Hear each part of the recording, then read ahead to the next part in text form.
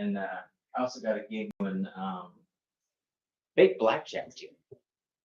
Yeah, so I work for this company called Jackpot Casino. Okay. What he does is he owns a couple different things, like those big. Hey, just because he's not paying attention to you doesn't mean he's I'm mean. paying attention to your dad. Is this all you needed? Yes, that's all he wants. But you know those big signs that spell out names and stuff at private parties and Yeah, stuff. Like yeah.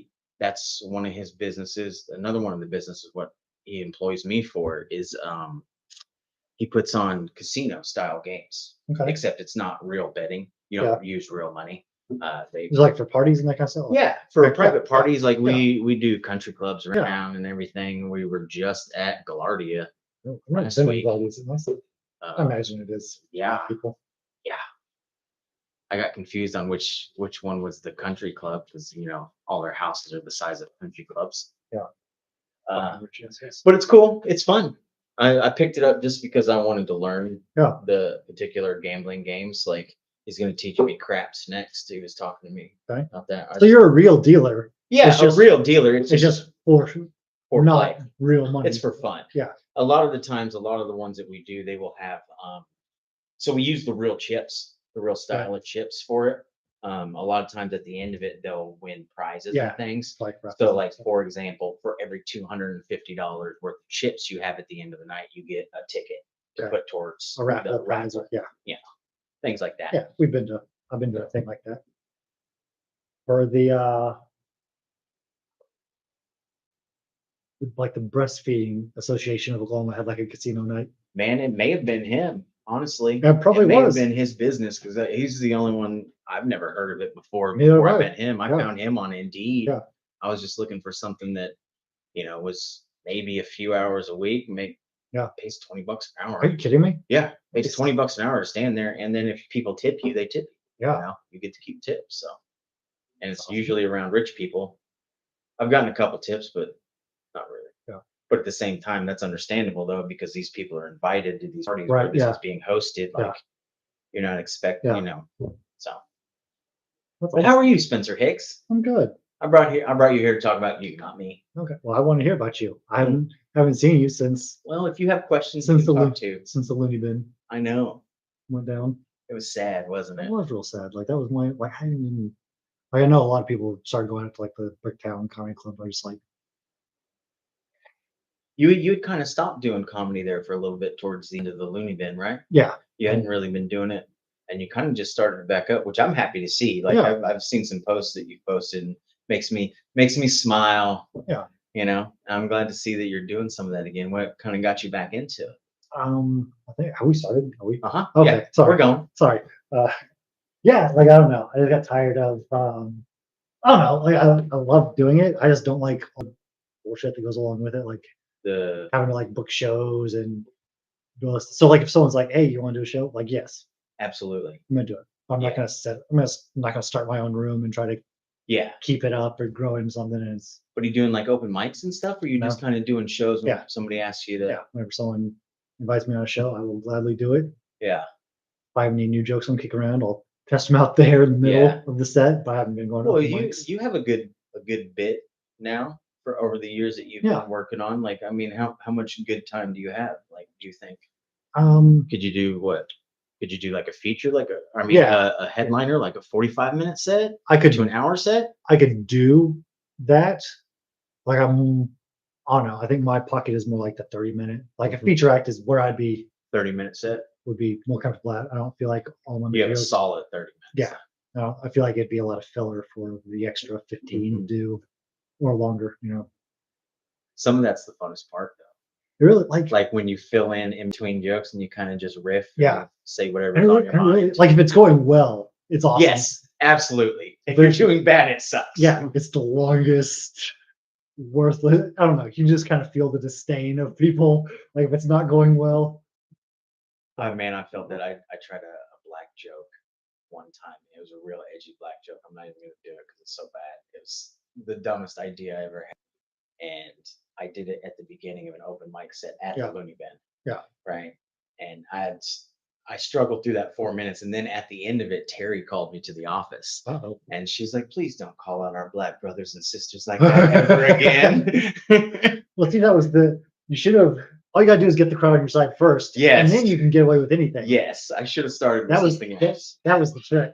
There's the wife. Oh, your wife's here. That's the dog noise of the wife showing up. Yes, he's so excited. Mm-hmm. So excited. That's funny. Are you doing open mic still, or do you? Man, I haven't really been doing it lately. Like I haven't done comedy in a good 6 months, but I've been focusing a lot on this podcast. Yeah. Writing my book, a lot of running, a lot of tell me about this book. It's called Road Construction Ahead. Okay. And it's basically the story of not my life, but situations that I've been in and I've gone through addiction. What we went through with her sickness back in the day. I don't know if you remember whenever that happened. Oh yeah, I do. Whenever I she do was in remember the that. hospital. Yes, I do remember that. Those were on Christmas. It was December 7th. Yeah, because I remember this December will be 9 years. Yeah, I remember that when you've been Christmas party. Yeah, because that's I actually explained it to everybody. I got up on stage and explained it through the microphone, so I didn't have to tell it 100 times. Yeah. And that was fucking hard to do. I remember. Yeah, you got choked up. Yeah, but like things like that. I'm currently working on a chapter about my motorcycle ride across the southeast of the United States. I didn't know you did this. It just did it recently. That's awesome. In July, in August. I went out to the East Coast. It took me 3 days to get out there. Yeah. And it took me 4 days to come home because I went south by way of Florida and then over to Houston and then north. Oh, okay. So basically, I did stuff. Yeah. It was awesome. Just you? Mm-hmm. Did you have a group? Just you? Just me and my motorcycle. That's awesome. Yeah, it was awesome. It's awesome. What about you? What's going on? Wishing I could take off sometimes and just ride a motorcycle around. Well, that's what I'm when you read about it in the book, you'll understand why I did it. Play it for you, man. That's awesome. There's some good stories in there, man. Some things that happened, like for example, I'll tell you about one of them. I was riding at the right time, the right moment in time. I came across a funeral procession on the highway. Okay. It was in South Carolina, headed south towards, I think it was in between Charleston and Beaufort, South Carolina. So I'm headed south towards Florida, and I come across this funeral procession. And you don't pass a funeral procession. If you're on a highway, you just kind of hang out behind them. If you're behind them, if you're on the other side going the opposite direction, that's something completely different. Right. Yeah. But you don't pass it. And so I actually went to get around this car that was blocking me in the left lane, and I saw the car in the right lane that has its hazards on. I don't know why. Part of the they ended up being, but I didn't know that at the time. I thought it was just a car driving slow with its hazards on, maybe moving. I don't know. Yeah. So I went to zoom around them on my motorcycle, and I realized it's a funeral procession. So I back off and I get behind them, and then continuously people keep passing on my left side, just zooming by this funeral procession, which I thought was disrespectful. Mm-hmm. So I took my bike and I scooted over into the left lane and I stopped people from passing them for, I don't know, man, it had to have been like 30, 35 miles. That's crazy. That I stopped people. And I mean, I just kind of felt like I needed to do it just because of the respect of the dead to me. And the people who were in the back of the procession, because it was like 5 cars. This is another thing of why I did it. It was like 5 cars, and then it was like 12 motorcycles. Okay. And then it was like a big SUV leading it. So it was obviously a rider who died, most likely. Yeah. So that kind of made it even more. I'm sitting here on a Harley riding across the country, so that made it even more important to me. But the people in the back in the cars, every once in a while, they'd stick their hands out and be like, "Peace, man. Yeah, thanks, dude." That's cool. And it ended up a rich dude in a Land Rover. It's good that we're talking about this because I'm actually at this part of that chapter where I actually have to write it and everything. It's kind of like an open mic. You get in, you say it, see what works. Type out how you want it to. Yeah. Working it out in my head. I don't want to type it. But rich dude in Land Rover didn't like the fact that I was blocking. And he ended up squeezing by because eventually the funeral procession would get up to a car that it had to pass. So they would all scoot over. Yeah. And this guy got up to him and then somehow got into the funeral procession in between those last cars. Okay. And then whenever they all moved over to the right, he zoomed by. Yeah. Real Yeah. dick. Yeah. I could see it in his gold Rolex as he drove by. His time was very valuable. Yes, it was. But man, it's just one of those things. Like I came across that funeral procession, and like it was just the right time, the right moment. That's awesome. So that's just one of them. But there's some other cool things that happened along the ride that I got really wet a lot too. Imagine. I understand now. Have you ever been driving on the highway and you see motorcyclists parked underneath the overpass? I now understand why those guys are sitting there. Yeah, I do the same thing, man. Like, especially, I don't know. It's kind of like, I mean, I'm not a motorcycle rider, but it's like, like even in the middle of the summer, like if you're on a boat and you get wet and you're going 30 miles, like you can get cold even if it's 100 degrees out. Like, yeah, that wind hitting you. I can imagine being on a motorcycle, even regardless of what the temperature is outside, being wet and then going 60, 70 miles an hour, just be like that would get you cold, I would imagine. It wasn't that bad because, like I said, it was July, August, so it's pretty warm out. So even it was more just how when you have wet clothes on and you're like, ugh, it's like wet clothes touching me. Yeah, it was more that awkward feel. So you just hang out under the underpass to dry off? Well, the problem was I was in between two storms riding on the highway at 85, 90 miles an hour. So I kept catching up to the front storm. So I would have to let it pass, but then start going before the next one came. So it was that little window you just followed. Yep. That's funny. Yeah. Do you remember? Hey, that's your reminder. Yeah. You're supposed to be on a podcast right now. I am. Thank you. Me. Thank you, phone. Thank you, phone, for reminding me that I am here. Do you remember the first time you did comedy? I do. What was it like? I was very, very scared. Was it the loony bin? It was the loony bin. When I was 18, the loony bin was 18 to 21 to drink. Spencer, you remember my wife, Rachel? I do remember Rachel. How are you, Rachel? I'm good. How are you? I'm doing good. We're sitting here. Do you want to join us? No, I'm glad to be here. I haven't seen Roz in a month of Sundays. Oh, no. That's 30, roughly 30. Roughly. It's more than that. It's like we will. She doesn't like being on camera. Oh, I get it. I get it. Yeah, so when I was 18, Looney Bin was 18 to 21 to drink. So I would drive from Shawnee. Oh, that was a long time. And go watch the open mics. And then at some point in there, around like 18 or 19, they switched it to 21.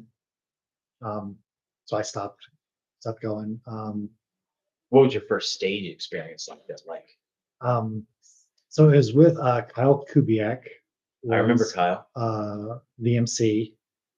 And I had like 5 jokes that I prepared for, and I think like 2 or 3 of them got like really good reactions. And then I got off stage. Like I didn't do my time. Like I did 2 minutes maybe, whatever. And then Kyle made some joke about how quick I was. But it was like I was scared. Like it was one of those things where you're just like, I was scared to death before you get up there. Then you just start saying your words and you don't really notice the crowd. Mm-hmm. And then it was over. I don't know. Like I was hooked. I think because I got people to laugh. Like if it had gone bad, I don't know if I would have ever tried it again. It hooked me the first time I ever did it. But I was also, before I did it, I was so sat in that kitchen and cooked. You watched comedy for 6 months before I ever tried it. Yeah. So did you go up and like watch open mics and kind of get an idea of everything? Yeah. So whenever I turned 21, I started going back. I was still living in Shawnee, so I go back when I could on Wednesdays. But it wasn't until I was 24 that I actually tried it. So 3 years of sporadically watching open mics, and that's what I think made me realize is like, you've seen the same people, whatever, and they're gonna have bad sets, they're gonna have good sets. And I think that's what it kind of took for me to have the courage to do it, to be like, they have bad sets and they keep doing it. They don't seem to care. Like, what's the worst that can happen if I have a bad set? I'll still be alive. Okay, It'll be I'll fun. try again next Yeah. week. Yeah. Nice. So that was my motivation was And when did you become an MC for the Looney Bin? How long after that? You said 24 is when you kind of I was 24. I was started doing probably 26. It probably took about 2 years. I'd done a couple of the back when they had the Looney Bins open mic contest. Yeah. Did a couple of those and lost. And then I never made it in the top 3 in any of the one that I entered. I didn't. Well, after I was emceeing, I was like, well, I can't enter it, like because that was like the thing. Is like the prize was you get to MC a week and you get to go on the radio and you win $100 or whatever it was. Yeah. But the night that they were having it, I wasn't signed up, and they had someone, I can't remember who it was. Someone was like 30 minutes late. So Terry came to me and was like, hey, one of our comics isn't showing up. Do you want a spot? I was like, if you allow me, I'll Like an go. MC spot? No, like to just be in the contest. So I was like, sure, yeah. And like as soon as I say yeah, the guy showed up and he was mad. Like he was mad. But it's like That's his Terry, fault. it was Terry. Terry said I could have it, so I'm gonna take it. But that was the year I won. I probably shouldn't have been in there, seeing as how I was already emceeing. That's crazy how that's the year you won. Yeah. And then that's what started your emceeing for him? Is I you won that and then you did an I MC? did, like I'd emceed a few times okay. before that, and then she allowed me to be in it. Yeah, I won just because that spot. Yeah. And then I did it for another 10 years, and they allowed me to feature for a week.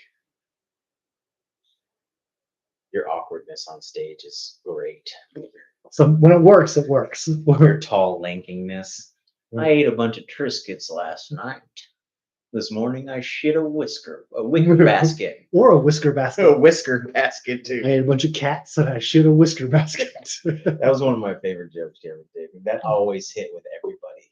Yeah. Every time you did that, everybody could relate to that. I find if you start with like self-deprecating jokes, like you make fun of yourself from the get-go, like it gets the crowd on your side. Like, listen, hey, I'm a piece of shit. You know? I always had like a little like 10-second thing that would get a laugh because I was always nervous until I got my first laugh. Yeah.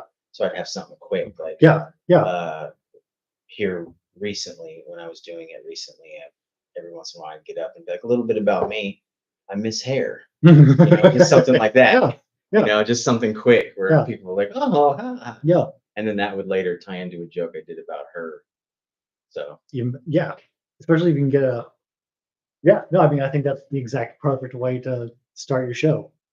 Get people on the treadmill of laughter, and then if you can bring that joke back and have it hit again, work of art. Yeah, those are always my favorites when you get a call back and people realize it.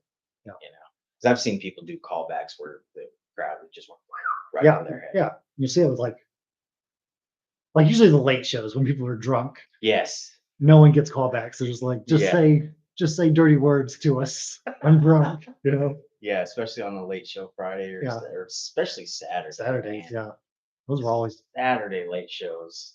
Those were always my least favorite show. Did you ever have a really bad heckler during your MC set? Yeah. Like we're just drunk asshole. I don't know if they were drunk, but it was there was a Hispanic Mexican dude in the crowd who didn't was like talking through my set or whatever. And then when you go up and do the announcements, like I would always try to make those funny. And there's like those stupid stock lines where it's like, oh, if you're here on a Thursday night, that service English night. So if you work in a bar, or hotel, or you're white staff, or you're Mexican, you get in for free. Mm-hmm. Like that was my little go-to joke, or whatever. And I remember that. And that dude lost his shit. Like he started cussing. Oh, because you said that line. Yeah. So he started cussing at me in Spanish or whatever, and I was like, "Oh Jesus, dude! Come on, man! Whatever." I don't know. That was the first time I was scared. It's because no one had been he's like, "Oh, punta." I don't even know what he was saying, but I knew they were cuss. Gringo. But I knew they were cuss words. I knew what he was saying was not because he wanted to be my friend. that was the first time I was like, oh well, shit. Maybe I need to wash my mouth. It's like high school all over again.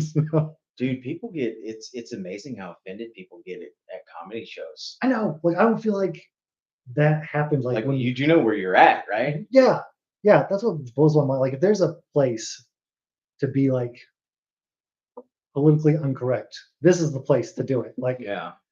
say what you want to say. If you make it funny, you can say anything you want. Like you can make fun of differently abled people. You can make fun of races. You can make fun of sexes. What? Like if it's funny, it's funny. Yeah.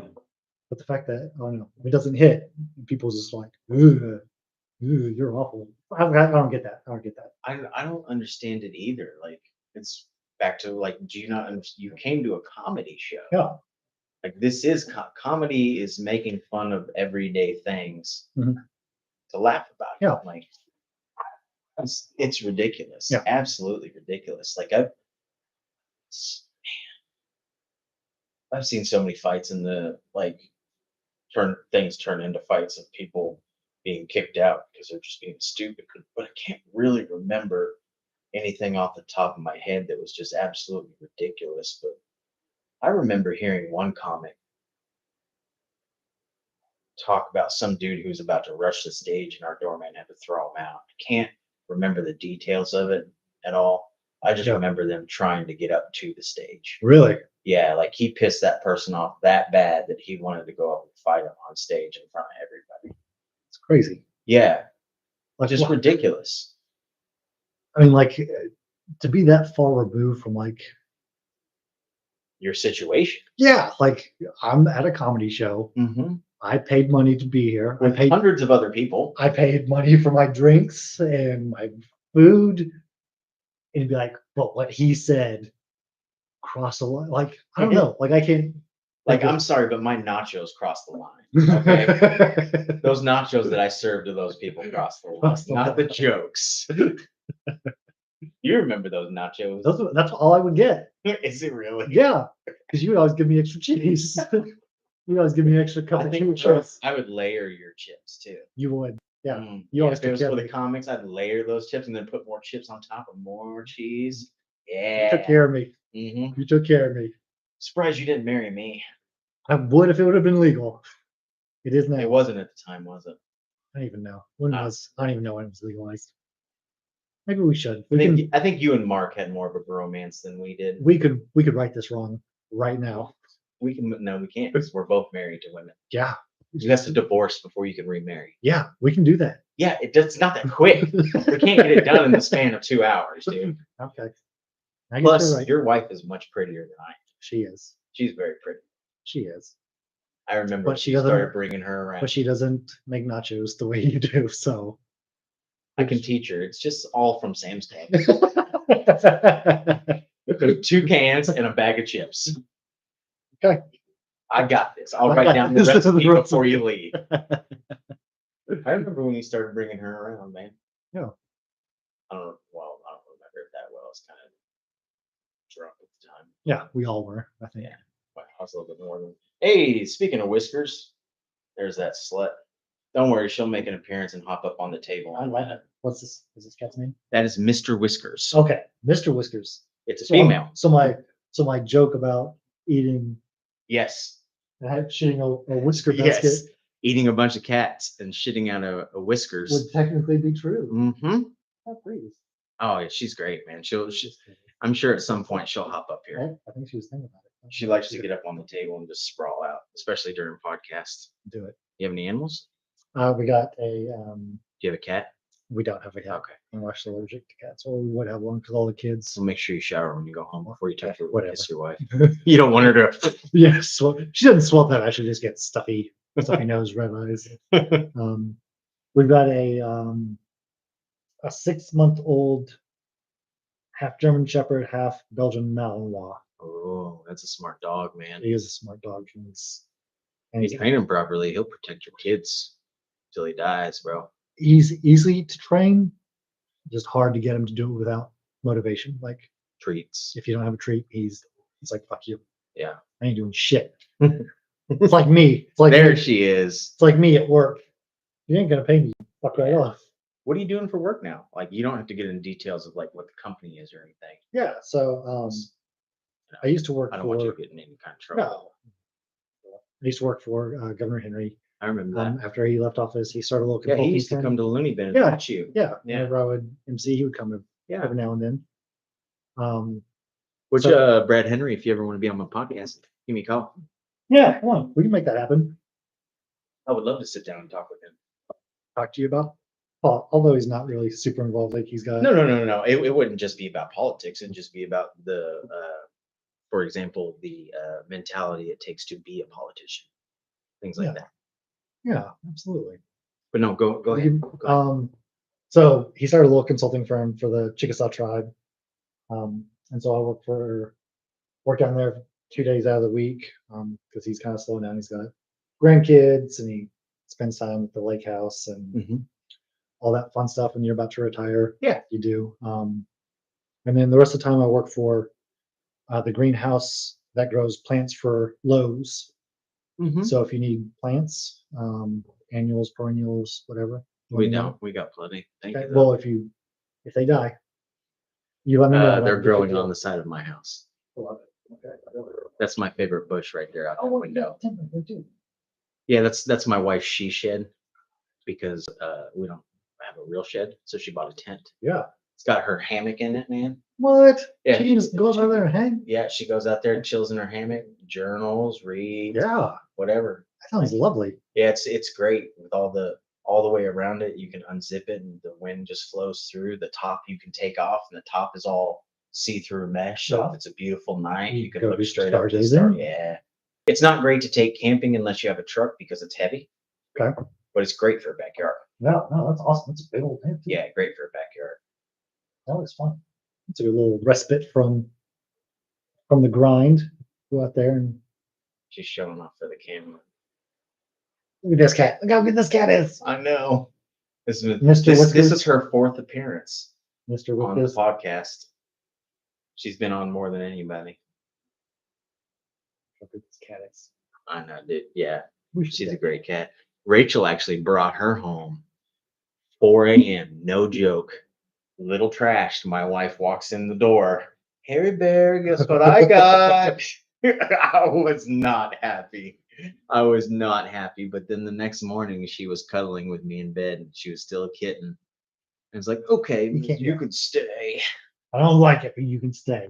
Yeah, she. That's so cute. You know Lumpies on Yeah, Carthon Expressway. She was in the parking lot or something like that one night because Rachel, they closed down, and of course bartenders, have drinks afterwards. Yeah. So they close at 2, close everything down, have a few drinks, leave at 4, and this cat was there. She brought her home, and it's been our cat since. And she's perfect. And now we have Nebula, who you met out front, Yeah, who met Nebula. just showed She up adopted one you day, guys. and she hangs out. They do not like each other, Oh, though. no. So we're gonna have to figure something out for the Yeah. winter because the cat's not gonna survive our winters living outside. So it's gonna have to come inside at some point. Yeah. So they're gonna have to figure something out. Mr. Whiskers, you have to be a good host. Honestly, I think it's more the young cat. Nebula? You think Nebula needs to? Well, I don't know. Because there's times where I'm sitting on the porch and I'm petting Nebula, and she's on that chair that we have on our front porch. And since she was raised with dogs, she kind of growls. She has this Hilarious. weird that she does, That's hilarious. and she'll just start doing it when I'm petting the other cat. Jealousy. Mm-hmm. Mm-hmm. That's awesome. Get that itch. Meow. Yeah. You. Just wanted to make your voice known. You tell us. You tell us what's going on in your world. How did you fall into politics, man? Was it something that you pursued, like from college, No. or Nah, it kind of. because working for the governor, that's a pretty. What did you do for him? Like, So when I first started working, like I was in grad school at OU, and I had a friend who worked in his office, get your butt out of his face. looking right into the I was. Looking And I right was at it. staring right at you. It even winked at me. I saw it. Talking about work.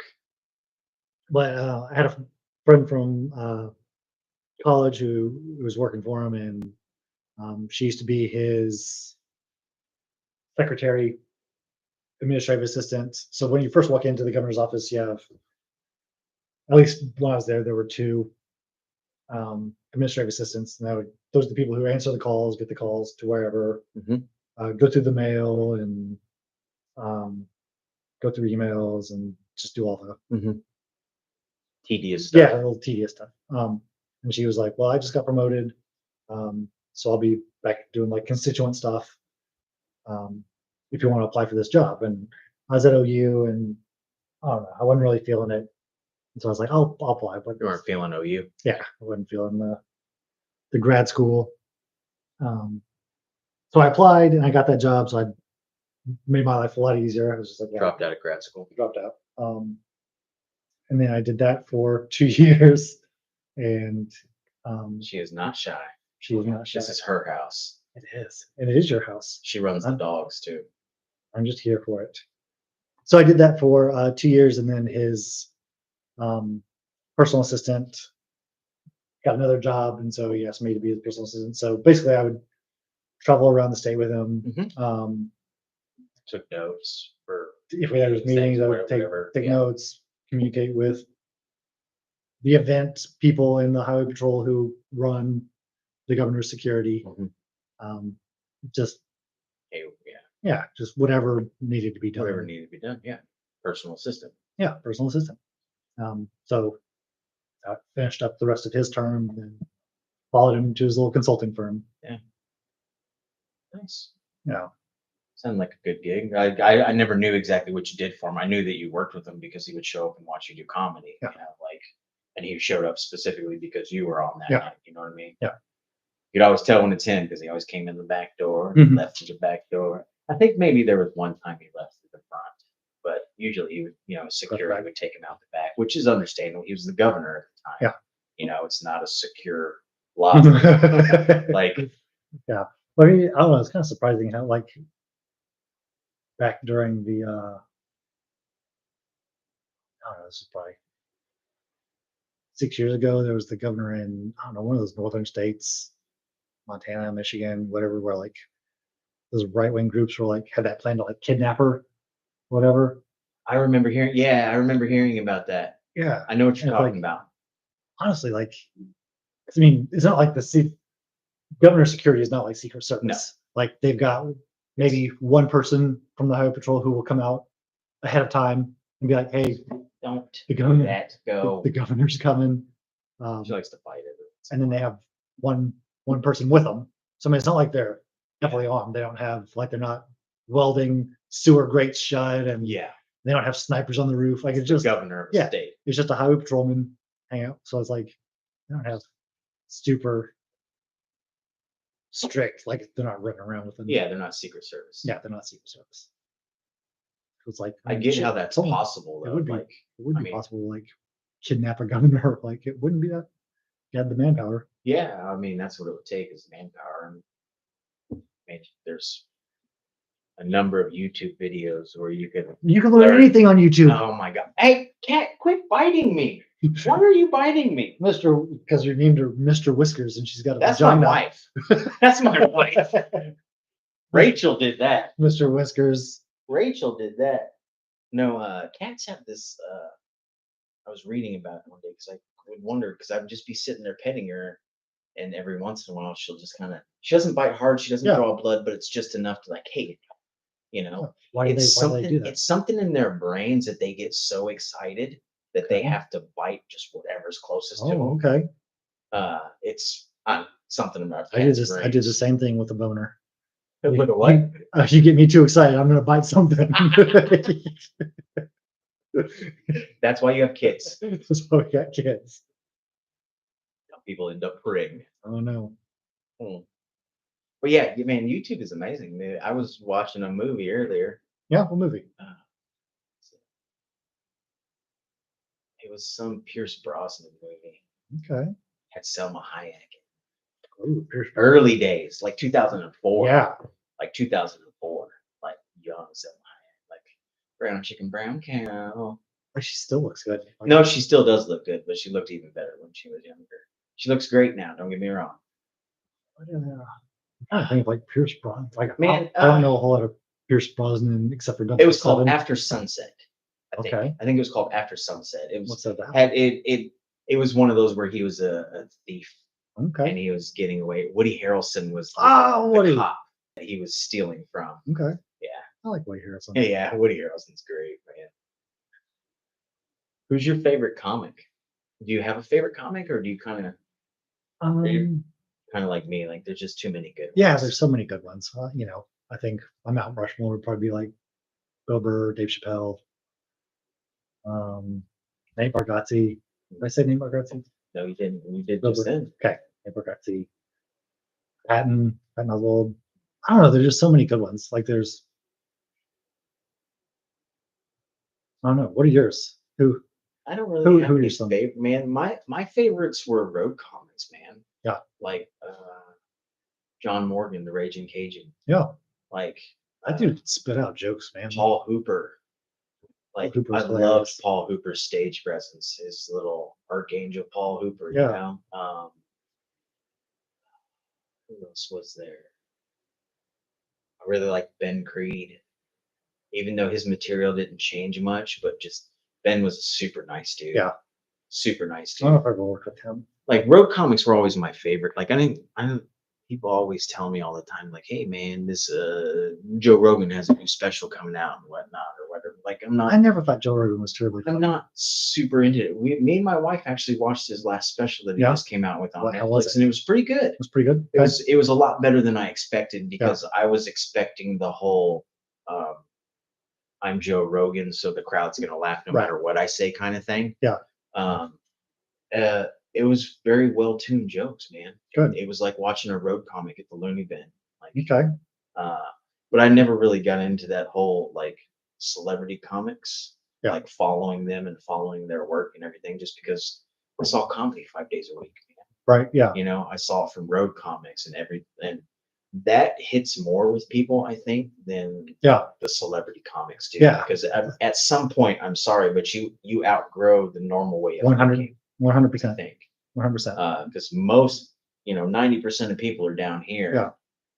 You're on this other level Yeah. where, like for example, Joe Rogan again. There was one day on his podcast he was talking about he didn't understand how welfare worked. It's like but he came from like welfare. You know what I mean? Like he came from a poorer family, but he's just elevated to a status where that's not something that he thinks about anymore. You know what I mean? Right. Yeah. So yeah, I feel a way about what's his name? Bikes. What's that guy's name? Fuck. Who? Tom Segura. Oh, okay. Like he started making money, and like now he's just like, oh, the poors and blah blah. I'm just like, come on, dude. But like, yeah, I absolutely agree with you about because like I don't know. Before I had the balls to do it, like I always read all these books about stand-up comedy, and books always be like, oh, never blame the audience. It's not the audience. But like, I mean, I think that's true to a point. But once you're going to see a comic because most people who go to the Looney Bin aren't going because the comic's here. Because Ben Creed is coming. Yeah. They're going because, hey, stand-up comedy, it's Friday night. Let's go blow off some steam, laugh at some shit. Yeah. Like if you're going to see like a Dave Chappelle, whatever, like you know what to expect. If the show is bad, it's 100% that comic's fault. Yeah. Like if you go into a show and you don't know who the headliner is, you don't know anything about the show, that's not the comic's fault. Like they're going to do what they were going to do. Yeah. And if that's not your type of humor, then whatever. That's not the comic's fault. It's not your fault. Yeah, because there is a wide range of humor out there. Yeah. Like what works for a white crowd won't work for a black crowd sometimes. Absolutely. Depending, you have things that are universal, of course, like Kristen Key was always one of my favorite female comics because her being gay was not a central focus. Right. Yeah. And like she was very you wouldn't even know. No, you wouldn't. And she was very good about because she would make quirky gay comments and stuff and whatnot, and it was after a certain point you realized that she was a gay woman. Yeah. But it wasn't her focus, Yeah. and she had very universal jokes that worked for everybody. Yeah. And her songs, she's hilarious. Yeah. She's hilarious. I feel the way about Julie Scroggins too. Like she was hilarious. Yeah. Her little blow on it, waxing. Yes. Yeah. First time she waxed her, gave herself a Brazilian running her. Oh man. And I never expected her to be so freaking tall. Right. Man. Yeah. Because those you should have got her. She rides motorcycles. You should have Yeah, but I wasn't doing this podcast. She lives in North Carolina, dude. Well, you were right there. You were in South Carolina. How far? Well, I was in North Carolina. Okay, what did you shoot pop by? Yeah, but I don't have her number. Neither do I. So I don't have her number. She's probably easy to find. She's a comic. I probably could find her. Mike Steenberg's out of there. He's out of shit. He's out of North Carolina. Is he? I still talk to him every once in a while. I follow him on Instagram. Nice. Yeah. I still talk to a few. Yeah. Every once in a while, someone will come through the Tulsa Looney Bin still. We make that trip, go up there and see them? Yeah, every once in a while. Yeah. Every once in a while, I'll go up there. I would go up there and do open mics too, because I wasn't really feeling the Bricktown same area.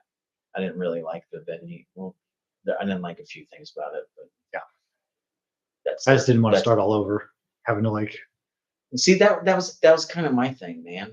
One of my things about it is like, I'm not new to this. Yeah. Quit treating me like I'm some Joe Schmo just trying to. Yeah.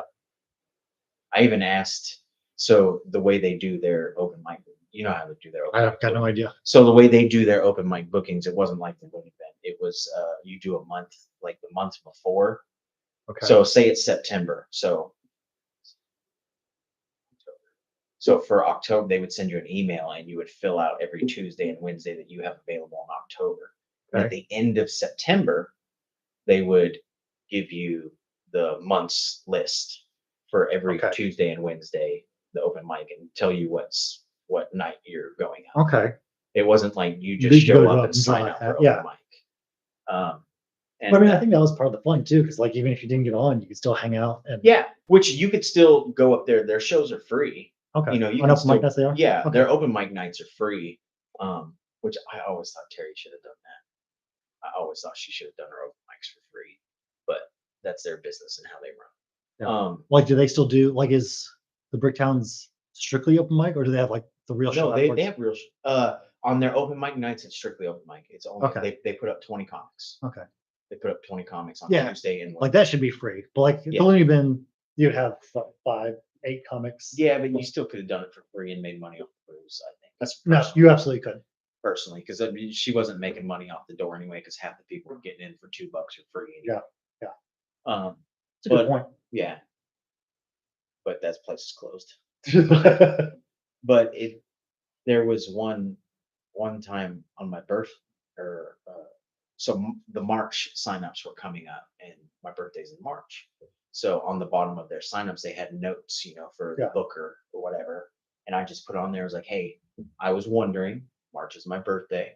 March 14th is my birthday. I was wondering. Hi. Yeah, I love Pi Day. Yeah. But I was wondering if I could host an open mic. Yeah. And just show you that I can. Yeah. And I think I got one spot that month. And that's what it seemed like every time I would sign up, even though I would go through their channels, I would only get one, maybe 2 spots throughout the month. Yeah. How do they pick who's going up? And I don't know. I can't tell you that. But I do remember seeing the same names every Tuesday and Wednesday, throughout the whole month. Like, you're putting up 20 comics a night. Don't tell me you don't have room. These people are getting. Yeah, when these people are getting 5, 6 shows a month, and these people are just getting 1. Like, I don't care if they're new. Like, they need the time. Yeah. And then there's that chance you could go up and put your name in their lucky bucket list, which is you show up on nights that you're not on set on their schedule. Mm-hmm. And if people don't show up, because they would have a couple spots every night for a lucky bucket spot.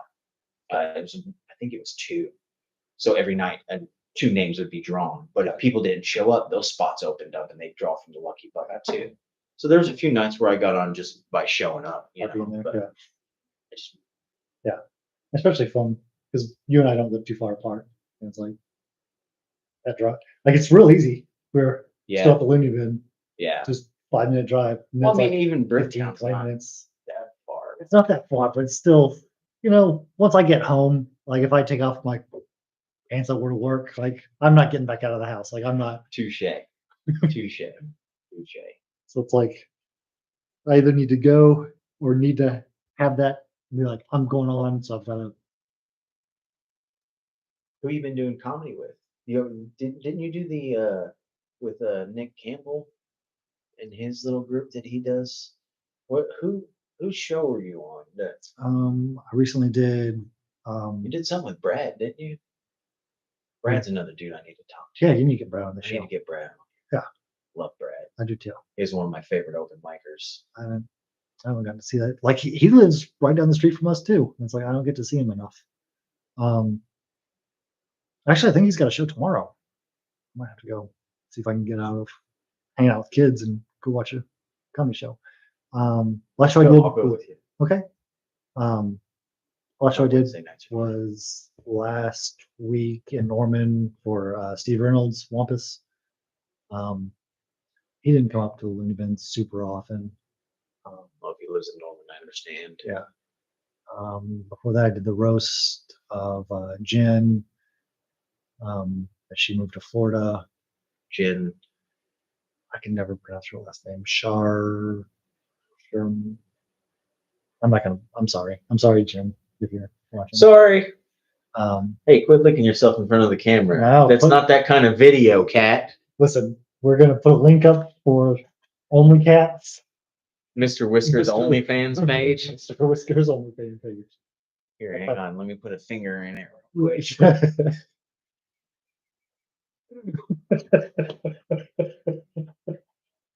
Yeah. Looking at you. You think she bit me once already? Yeah. Woo! Yeah. Watch out, kitty cat. Get too excited. Hey, go do that somewhere else. Go find your mama and do it on her. She's the one who brought you home. Oh yeah, now you're proud. Oh, there you go. Whoa! Oh, we almost lost a life right there. Good save. That would have been way funnier for the podcast if you had fallen off that. That would have been a clip. That would have been the YouTube thumbnail. Get off the microphone. The cat falling off in slow motion. Don't you look at me like you're gonna bite me. What'd you do to your finger, man? Did you get into a bar fight? Something cool? No, nothing. Took on some Marines. So Saturday, my daughter was riding a friend's bike, and didn't realize they had the handbrakes. She's used to the ones where you just pedal brakes. So she fell off and broke her arm. So my wife took her to the ER, and I went to the backyard to do, like we had a big pilot brush. And so I had this little electric chainsaw, and I was one-handing it like a man. Like a man. And I went to move a brush and nicked right in between my knuckles with a chainsaw. And I was like, I'm not gonna go get stitches. And then my wife was like, just go. So I went. Did you need stitches? I needed stitches, but I waited too long. So they're like, just take these antibiotics and a shot and you throw some. We got some super glue. We can put some super glue. That's what, like I was like, just you guys can do something. I don't want a $200 copay. You guys just send me home with a $30 antibiotic prescription. Fuck off. Like, what is to do something? I'm paid. You're getting paid the same either way. Put some glue or some stitches on this thing. That's what Rachel cut. She was making. Little girl next door is moving back to the Seattle area to go back to her dad's, and Rachel made Oreo balls this one year and had given them some. Yeah. So her goodbye party, she had seen us outside and she came over. She's like, I'd love some of your Oreo balls. So Rachel made Oreo balls for her and somehow like almost chopped her finger off. Oh my goodness. And she sent me, it wasn't that bad. That's just an exaggeration. But it's still funny. Yeah. But she had sent me a picture. She's like, I think I need stitches. I was like, just clean it up and throw some super glue on it. Yeah. We're not going to the doctor for that. So That was my. She's still alive, so she's fine. y'all saw her. You saw her. Yeah, She she's been was on video. We've got video proof that she's fine. We did it like the dog we had previous to our puppy was a shelter dog, and at the time our daughter was 4, and the dog was laying on our bed, whatever, and she came up and started, and she bit her in the face, like right here on the VR. And so I did the same thing. I was like, we can just put some super glue on that, it'll be fine. So I tried and it didn't work. And then my wife was like, "The fuck are you doing?" So she went and they sued the hospital super glued it properly. But I was like, I don't know. What I'm saying is I'm not going to be a good army medic. Yeah. If the Civil War happens, I'm not going to be the doctor of the group. I'll just be cannon fodder. Yeah. I think you'd be more of the guy who goes out and negotiates, at the beginning of the fight. And then get shot. No, I wouldn't. I'd be in the back watching over you. Okay, thank you. Don't worry. You provide overwatch. I mean, you're more intelligent than most people. Let's not go crazy. Plus, you have some political experience, and your wife is a politician now. So, True. What got her into it? Had she always? Because she just ran for a seat recently, right? Yeah, her last election was 2 years ago, so was that 2022? And that was for a seat in the House, State Senate. Yeah. State Senate. Yeah. So she was a teacher by trade, and she bites you, it's on you, bro. It is on me. She's in a nippy mood, and I'll have earned it. I have super glue if she punctures. She was a teacher, and the state senator who we had was not. He was a doctor by trade, so didn't care. She was the union lead of her school, and so whenever this is before the teacher strike, so whenever she was like, "Hey, this is what's going on," or teachers could use a raise, blah blah blah, he didn't care, whatever. So she threw her name on there, kind of as a protest. Like, screw you, buddy. Yeah, you're gonna listen to me. Yeah, good for her. So he lost from the right. Another Republican ran and knocked him out, but he was kind of a crazy anti-vax guy, whatever. And you've got this teacher with a master's degree during the strike. So that was all happening at the same time. So she got elected in 18. Yeah, 18, and then ran again in 22, won. So she's got one more term in 26. She'll run again, and then she'll be termed out. So, wife was always sweet when I had. Yeah, she's a good one. Super sweet lady. Like, I mean, we never had sit down conversations like you and me have had, but yeah, I mean, nobody really wants to talk to the cook at the loony bin. I do. Well, you had to. You wanted nachos. You know how few people were kind to the loony bin? You would talk to me. You'd be sweet to me. Who was mean to you? Everybody loved you at the loony bin. Everybody was nice. Everybody who worked there loved you. Good. I remember, like, I felt like it took a while to get Jay to warm up to me. That's Jason, though. Like, Jay's like that with everybody. I remember somebody new started, and Jason walked by me. I don't know how many years I was in at this point, but he walked by me. He was like, "I don't talk to anybody until after they've been here for 6 months." Just Jason's little asshole. Yeah. Like, okay, dude. That makes sense. Though. Why get? You're training them tonight, so you're gonna have to talk to them. Hopefully not for 6 months, though. Hopefully you can get them on the path, and then. But yeah, man, I saw it, dude. There was one fight one night. Jason, I had to stop Jason from squeezing this guy's head off. Yeah. It was a group fight. I think it was Mark, Jason. You remember Mike? Yeah. Big black guy. Yeah. Batman. I saw Mike form tackle a dude one time. That's the only time I ever saw the bouncers like have to get physical with someone. But okay, tell me yours. Okay. Well, the one with Jason, like, somehow, like, the group fight ended up back at the corner of the bar in the back of the show. Yeah. So, and they were at those 2 small tables right by the DJ booth. Yeah. And I was in the back kitchen, so I'm just just plain view right here Yeah. in front of everybody. And I see this turn around and kind of like go up to Jason. And Jason's like, bro, it's cool, man. You know, like this. And the dude, thinking that he wasn't a threat, turned back around to where the other parts of the fight was going. And Jason just wrapped him up and picked him and slammed him on the ground. And at that point, I was like, oh shit, this is a pretty big fight. So I started coming around. And by the time I get in there, I look over and Jason's just got his head in his arms. And he's squeezing as hard as he can. Like you can see it in his face. I'm like, Jason, let him go, dude. You're going to pop his head off. Like, you can kill him that way. Like, let him go. We got him. And then they ended up getting escorted out. Whew. The boys were heated that night. Just seeing him squeeze that dude because he like arched his back. The dude was not going anywhere. I never got to see those fights. Like I never got to see anything that exciting. I mean,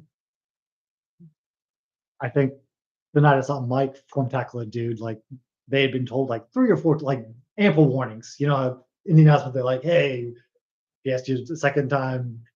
That's it." They give you multiple warnings at the Looney Bin. If you get kicked out, you're being a dick.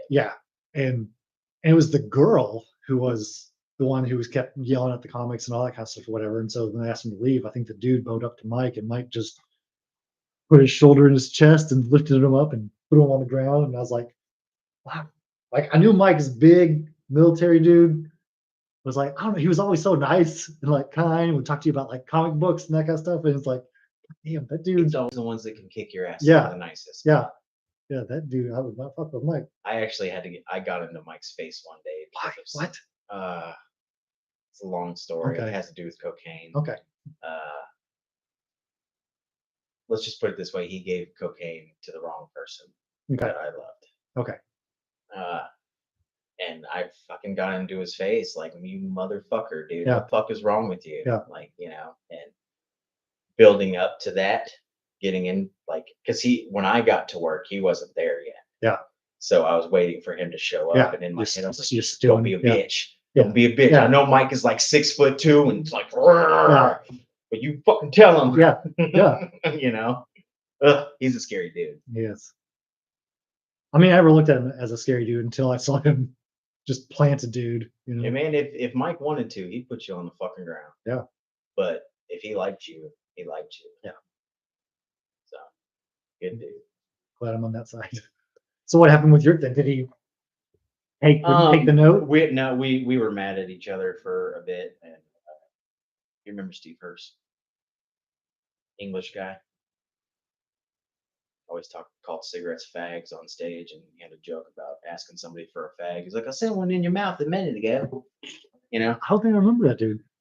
Okay, well, Steve Hurst. I know that name. I don't think I remember that bit though. When Steve Hurst is on the road, he was very much a partier. Okay. And that night it was Steve Hurst, the feature act, Mike,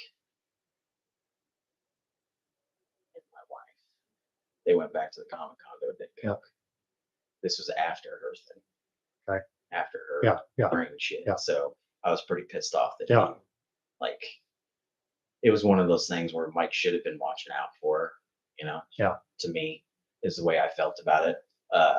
But it ended up, I don't think, so it ended up because I yelled at Mike that day. Because like as soon as he got there, I was in the showroom in his face. Like we were arguing about it. And Angie was managing that night. And so it ended up getting back to Larry and Terry. And me and Mike didn't talk for weeks. And I think that was the last time Steve Hurst came through. Oh, really? Yeah, because it turned out that even after my wife left the house, I guess they stayed and they ended up cooking crack. Yeah. Well, you cook cocaine down and it becomes crack. It's a stronger form, whatever. Like, I don't know. I wasn't there. That's just what I heard. So I think that was the last time Steve came through. Mike was in the shit house for a while. And that next Christmas party,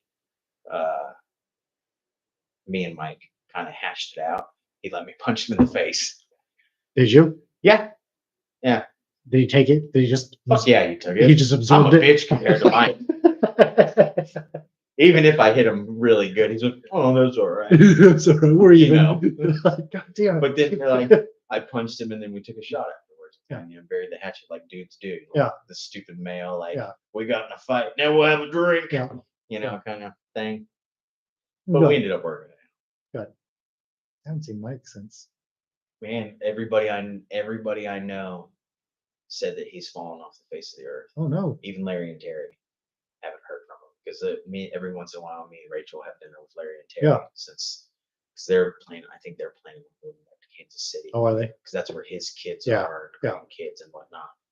So I think they're moving back there sometime in the next year or so. Okay.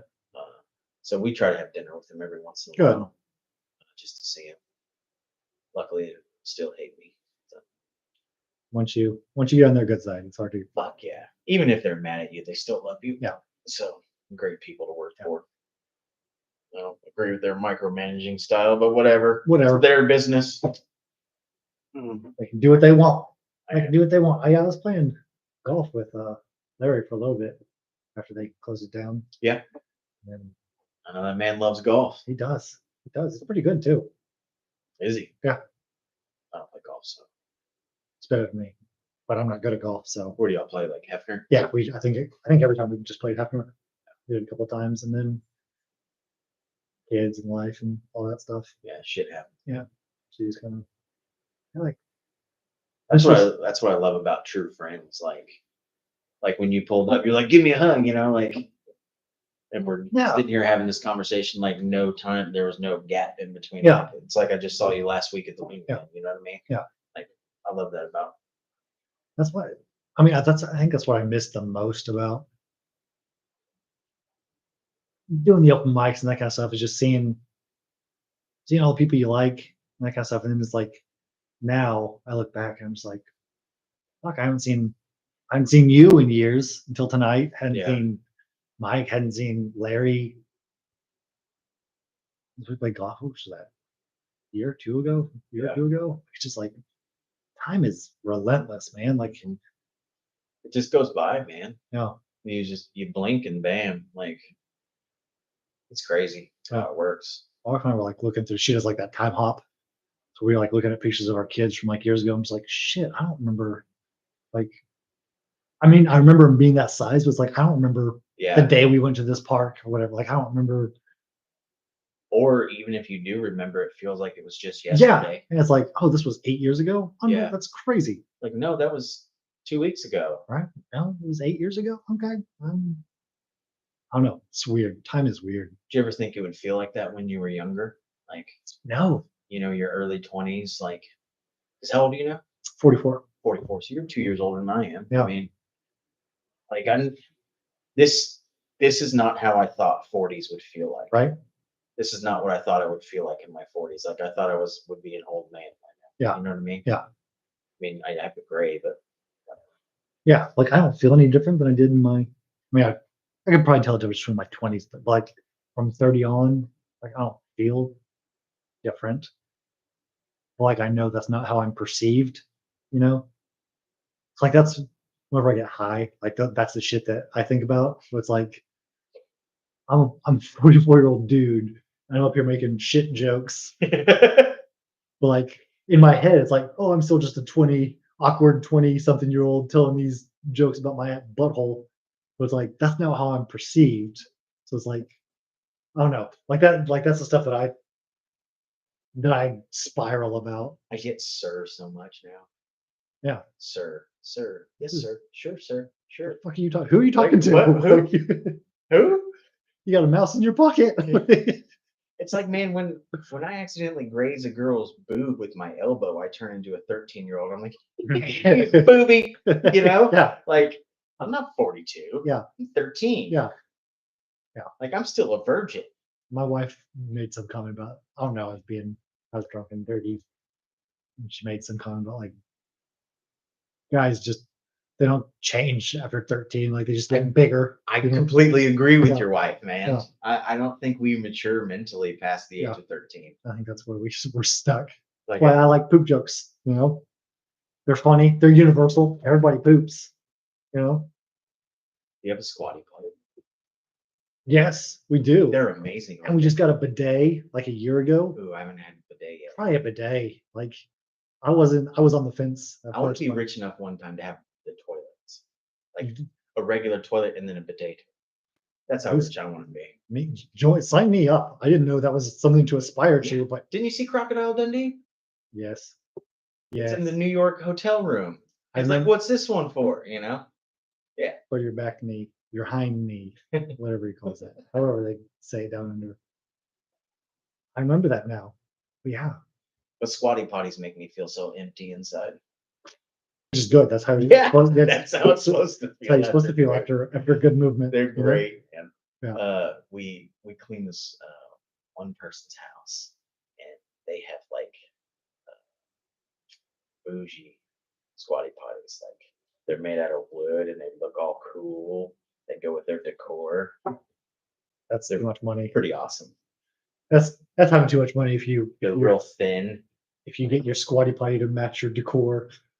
It looks really cool in their house. Mine's white and plastic. Yeah, mine is and the dirty. Squatty Potty brand. I cleaned mine today since we had a guest coming over. I didn't know if you'd have to take a poop. No, I try to do that elsewhere. You may have ate a bunch of Triscuits last night. It's true. It's true. That's a callback. Got it. Comedy tutorial. You can use this on, yeah. We actually have a travel one that we take with us when we travel. Yeah, it folds up. The legs fold in and you just stick it in your suitcase. That's so smart. Yeah, it's awesome. It goes with us. It went to London with us. It went to Paris with us. Wait, Squatty Potty's been around the world. You've been traveling abroad? We have, man. We've traveled. I've traveled 4 times this year. Okay. My wife 3. At the beginning, we went to San Diego to a wedding. We were in La Jolla. Okay. And that was absolutely beautiful. Yeah. We went to Maryland in March. I've never been up that way. Maryland was absolutely. It's where her father, who's passed away now, him and his wife, they retired to Annapolis. And so we went. Is that with the Navy? That's where the West Navy Point. officers. Yeah. West Point. Yeah. Is it West Point? Is it West Point? It's Annapolis. Okay. Naval Academy. Okay. It's called Annapolis Naval Academy. Yeah, I think West Point is Army. I think. That's right. I don't know. We don't have fact checkers. Who cares? Whatever. But it's Annapolis is the name of the school there, the Navy school.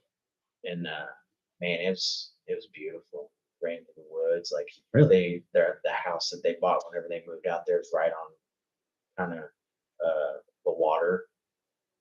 Just a couple turns and you're in the ocean. Like That's it's crazy. Awesome. Yeah, man. And then we went to London and Paris. And then, was that just for funsies or? Well, it was a family thing. Okay. It was her stepmom and stepsisters and stepsisters' kids, and then us. We all went out there. That's awesome. That's a group. Yeah, it was really cool. It was really cool. Now I hadn't been to London since I was a kid. Never been to Paris. Yeah. Paris was amazing. The food. Ugh. A lot of people assholes. No, everybody was really nice. Okay. Everybody was really nice. Now, granted, we were there right before the Olympics started, so there were some things that were closed off that you could normally go on because they were getting set up for the Olympics. But we only spent a day and a half in Paris. Yeah. And man, from the time we touched down to the time we left, all I wanted to do was eat, dude. The food was amazing. Yeah. Hand me my phone. I'll show you the most beautiful picture I've taken. Okay. So my wife made us reservations in. If you ever go to Paris, I highly recommend this restaurant called Les Hombres. Okay. Is it Mexican food? No, no. It's a fine dining restaurant.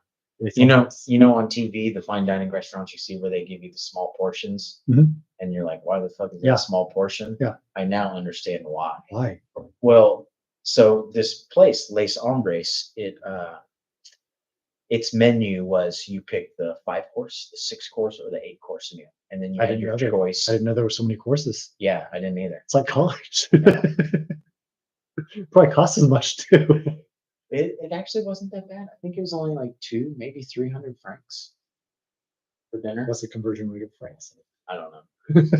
I know I exchanged $1,000 US and I ended up with like 800 and something francs. Oh, so it's stronger than the dollar. Yeah. So I don't know. Okay. But so on TV, the restaurants, the fine dining restaurants that you see that serve the small portions. Yeah. Um, there was the 5, 6, and 8 course, and then your choice of either fish or chicken, and then you got what the chef sent you. Okay. Like that's what you Yeah. ate. And it came out. We both picked the 5-course meal. We ended up with an extra dessert because my wife lied and told me it was our 10-year wedding anniversary. They don't know. They just said, hey, it got us an extra dessert. Yeah. It was amazing. But at the end of that meal, man, I was full and satisfied, but not overly full. Yeah. You know, and the food was amazing. Some of the best food that I've ever tried.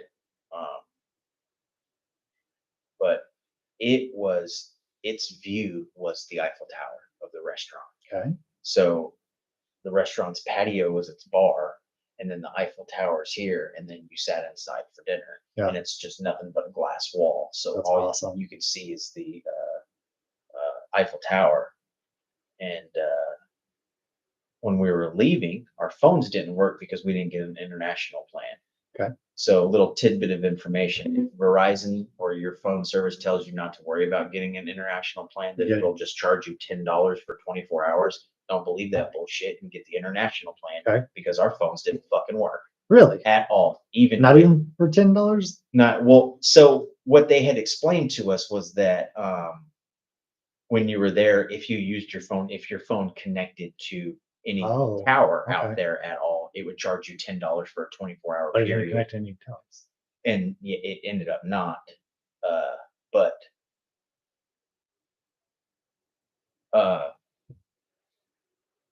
yeah, it wouldn't connect to any towers out there just because, like, I have American Verizon. Yeah. Like I don't have over there. Yeah. So I highly recommend getting an international plan if you go overseas. Okay. But anyway, when we were leaving and our phones didn't work, we asked them to call an Uber for us. And the lady was like, "Oh, have you gone outside to take pictures in front of the Eiffel Tower? You must kiss. It is good luck, blah, blah, blah." And so we're like, okay, we'll go out there. And I'd snap some photos of Rachel and everything, and photos of us. And then we took one of us kissing. And For good luck. For good luck. Yeah. And I just snapped a selfie. And this is the picture Oh, that ended from that selfie. look how handsome you guys are. I know.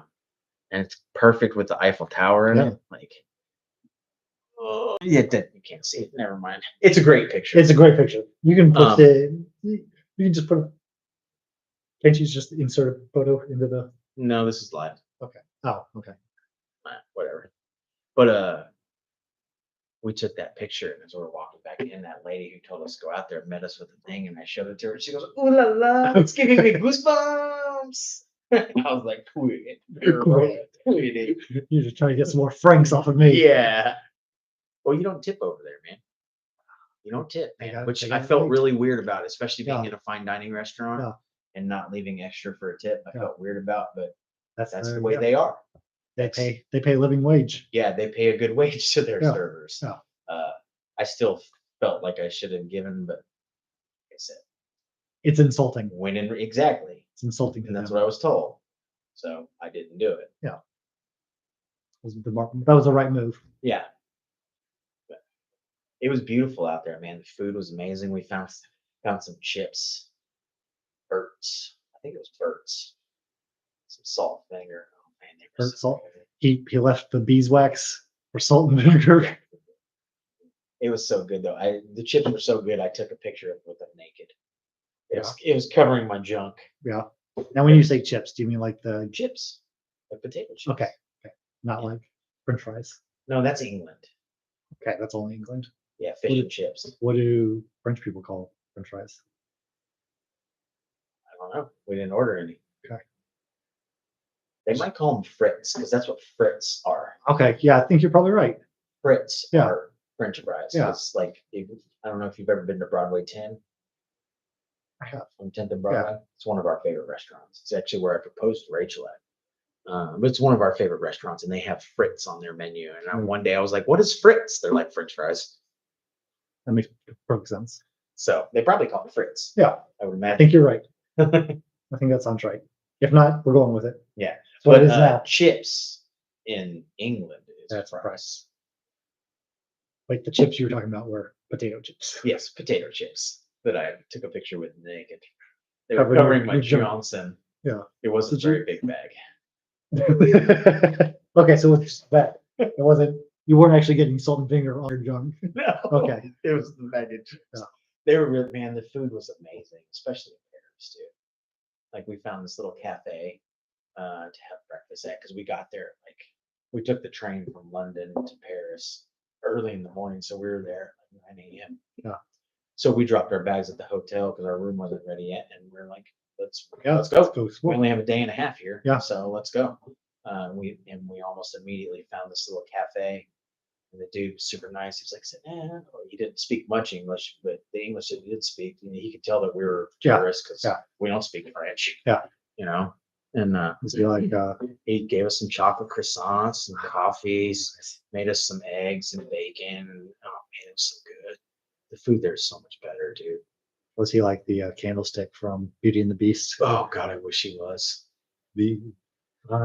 Yes, the other guest. Put our service to the test. That's actually where I learned a French accent. Beauty and the Beast. That's how I learned my French accent when I was a kid. Like, oui, oui, welcome. Was from the candlestick. Yeah. That and wasn't the crab in Little Mermaid French? Yeah. Under the sea. What was he Jamaican? That's what it was. It was Jamaican. Yeah. Life is better. Down where it's wetter. Under It the is. sea. Which is true. No true words have ever been sung. Life is better down where it's wetter. Yeah. That's not always under the sea, but depends on how wet you get her, I guess. It's true. You get it. I do. You get it. I do. You knew where I was going with that. I do. You want another water, man? I don't care. No, thank you. Well, if you do, just look at cold and room temperature. I even have a banana you can show the world how to properly put in your mouth. Have you seen those TikToks where it's like people trying not to eat things gay? Like, no, I haven't. So it's like if you're it was like the guy trying to eat a banana like regular or whatever, and it's like as soon as it's just him in a different costume or whatever, but he's like then he just breaks off the banana and starts eating it. I think about it every time I eat a banana, man, because I Yeah. eat bananas a lot because of my running. Yeah. The potassium and everything in it is good for you. But when I'm at work and I'm eating a banana, I'm just like, just don't make eye contact with jaws right now. Yeah. It's hilarious. There was I did a brief stint where the people at Night Trips wanted to do like a comedy. I remember when you guys were doing those. You were doing you, Brad, and a few others were doing comedy at like Night Trips. Yeah. It was bad because the girls, they're not there to see comedy. The girls hate us because we were taking their stage time. Uh-huh. The customers hate it because we're dudes, and they're not ready. If you got a boner, you don't want to laugh at somebody. No. You want to pay your dollars. Plus, I don't go to a strip club to see some dudes tell jokes. Exactly. So before, like we did comedy, I think like 2 times, and like the contract, the owner was like, let's do this for 3 months or whatever. So like after eating dicks for like I think 2 times, we actually tried to do a comedy show and it did not go well. It just became like dirty games with the girls, which wasn't terrible. But like one of the contests was like we'd get some of the girls up there and they would have to get a banana and not break it. Yeah. See how far they can get it down Yeah. the throat without breaking it. So that's what I think about whenever I eat a banana. It's like you think about your days at Night Trips, Yeah. convincing girls to shove bananas down their throats when you eat bananas. and how similar that is to just eating a banana. The only difference is pulling it out without biting it. That's the only difference.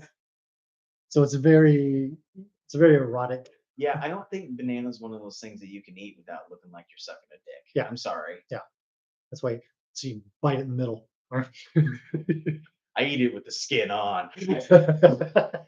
like a man. Dude, people laugh at me when I eat cake. I really love cake. Who doesn't? It's cake. Dude, especially a nice, good, moist cake. I know some of you girls don't like that word, but cake is moist. It should be the way it should be. It should be. Listen, Yeah. everything's better down when it's Downwards. moister. Yeah.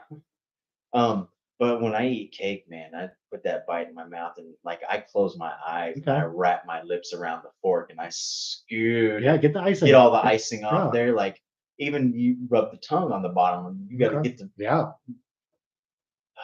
It's so sexy the way I eat cake. That's why Rachel married you. I don't think that's it. She saw what you could do to a fork. She was like, "Oh, I never wanted to be a piece of cake more in my life." Funny how then she put cake in my face on our wedding day. It's the tradition. I told her not to. And she did it anyway. Did you get her back? I don't know. I think so. Okay, good. I think so. She had it coming. She started it. Literally. Listen, officer. Listen. That's why you hit him on the top of the head, remember? Can't covers the bruises. It's true for kids too. Don't hit him where you can see the bruises, people. Don't hit kids. Don't hit kids. Or women. Or yeah, your spouse. Oh, should go without saying. These are jokes. This is not where I thought this podcast was going to go. Where'd you think it was going to go? I didn't think it was going to go to beating women. Yeah, that took a turn. Don't do it. Don't do it. Oh, speaking of women, did you ever see Leah Kayajanian anytime she came back after she moved to California? I saw her in California. California did great for her. Yeah. Like I don't think I've seen her I feel like she really upped her game. Yeah, she whenever was, she had, because she came back a couple times to visit family and everything, and she'd come through the loony bin and she'd do a set or two. Yeah. And California was great for her, man. Yeah, she was like a regular at the Comedy Store. Like, was she? Yeah. She got her name written on the wall, which is big, like to be really to be a regular there. Yeah. Although I haven't, I don't know, after I ran, I ran for county commissioner in 2020 and lost. It's like after that, I don't know, haven't been active in socials. Just like who gives a shit, So I haven't got to see what everybody's up to. But before that, I was in the Palm Springs Comedy Festival, and so me and Carrie went out there, and either her or one of her friends had a backyard show, just in someone's backyard. And so I think that was the last time I saw her. So that was probably 5 years ago. Yeah. I know she's got a kid now. I know that. Yeah. Didn't she? I think she may have moved to Chicago or something. I don't know. I think that was Mayville. I don't. Yeah. I don't know her details that well. Lots of people kind of moved to pursue comedy. I kind of feel like you can still do that just from here, though. Like, was a great location to be a road comic, just because you're in the center of the country. Yep. I thought, not that I know I was in the road comics. Yeah. I mean, no, you're absolutely right. I remember hearing all the different comics that would come in to the loony bin from New York and LA and Washington and Chicago and everything. It's just like, one, the cost of living here is so much cheaper than most places. And I want to say the biggest complaint I heard about New York comedy scene was that, not necessarily that it was a complaint by them, but you had to have new material every night because there was so much going on every single night that the crowds were small. Okay. For most places, especially on open mics, the crowds were small, so it was a lot of times a lot of the same people. So if you didn't have new material, you weren't getting laughs because they heard you last night. Okay. You know what I mean? Yeah. Makes sense. Well, see, I think that would make it harder to grow. If you have a joke and there's that didn't work, but there's something there, Yeah, but I think adding tags onto jokes is creating new material. Okay. You know what I mean? Yeah. So if you tweak a joke and bring it back. Yeah, maybe. Yeah. I've never done comedy in New York. Because I thought, growing up, have you ever Go ahead. No, I'm just thinking about I'd always want to be because I think it was under the impression Jay Leno was just writing his monologues every day. I didn't. When I was younger, I thought that. Yeah, same. So I'd be like, do you know how hard that would be to like? But he's got a team of writers, and he's Yeah. not writing shit. Yeah. Uh, He might he's- be in the room while, hey, this is an idea. Yeah. This is an idea. Yeah, he's picking from Yeah. He's like, The that's list- funny. I can work with that. Yeah, I can work the with list that. of jokes or whatever. Was like, 'cause that would be so hard to be like every day. Got to do 7 to 10 minutes. It's got to be great. New. Yeah, it's got to Yeah. be brand new. It's gonna be good. Which writing jokes is hard. It is. It's ridiculous. Writing good jokes, yeah. Yeah. I think whenever I started writing, there was a comic that used to live in Tulsa. His name was Jason something. And anyway, it was when I was starting, I would go up there a lot, and he kind of took me under his wing and he was featuring for Yeah. the Looney Bins and whatnot. And he told me, he was like, for every 10 jokes you write, one Yeah, might be Yeah. good. yeah, 100%. That's the way I. One might be good. Yeah. And there's no guarantee of that. Yeah. Like it takes years to like even the celebrity comics will tell you like there's a reason why they don't put out a comedy special every 6 months. Right, yeah. Because it takes years to build up Yeah. 45 minutes to Yeah. an hour of new good material. Of good material. Yeah. Good being the Good. Yeah. Yeah, you can't just put out shit. Yeah. Like people are gonna see through that. absolutely. That's crazy. I think that's the way I felt too. It's like you could write 10 jokes, Yeah. maybe one has a shot, The rest of it is just shit. That's what I love about open mics though, man. You get to work them out and figure out. Yeah. Which ones are good and which ones Yeah. are shit. Well, I mean, everybody that I saw, and I mean, even I would do this. Like if something bombed, be like, oh, well, taking that one off the list, and then that would get a laugh. Yeah, You know what I mean? Yeah. Those little savers. Yeah. Well, I'm not ever saying that again. Or, Yeah. That this joke was a and real that. piece of shit. Was always the one I would say, that was a real piece of shit. And then I would just laugh and be like, I would blame it on my wife sometimes. okay. Like That's my funny. wife lied to me about that being funny. That's you know? funny. That's a funny one. It's a good one. Yeah, Keep that one in your pocket. I do.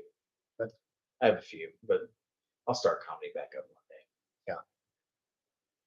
I've got too much to focus on right now that takes up my time.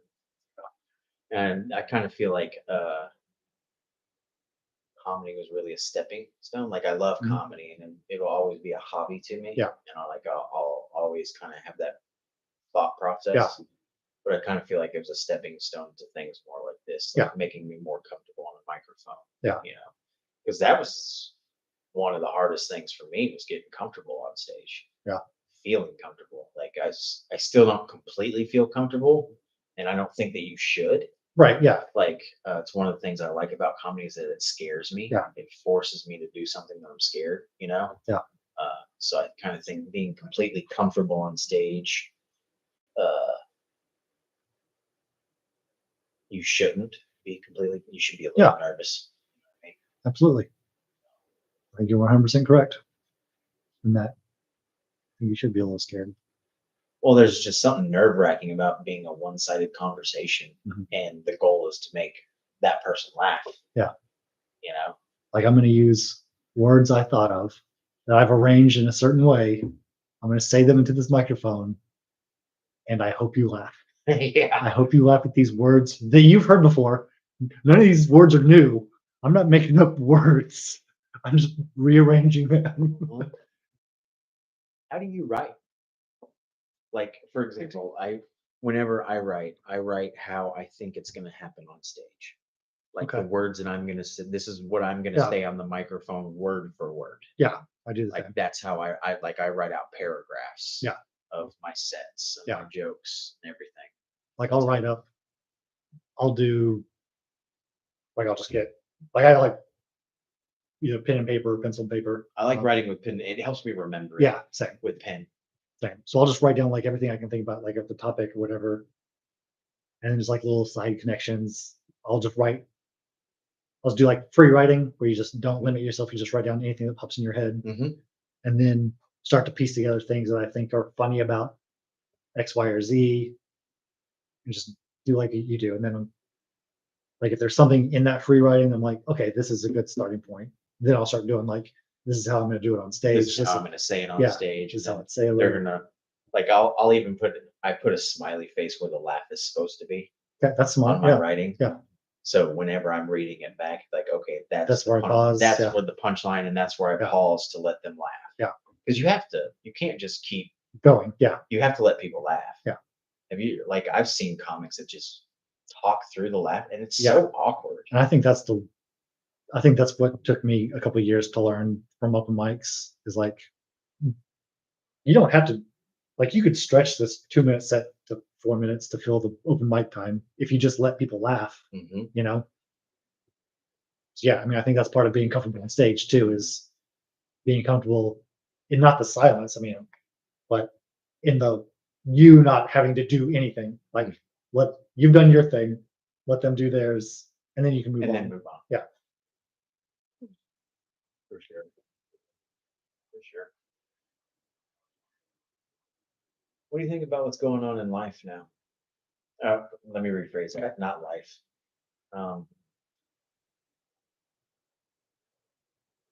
We're gonna get serious. Okay, let's get serious. What do you how do you feel about things that are going on with our country? How about that? That's a better way, not life. Our country. Everything from natural disasters to politics. Like, I'm just a basis. Like, I feel like we as a population are getting away from our fundamentals.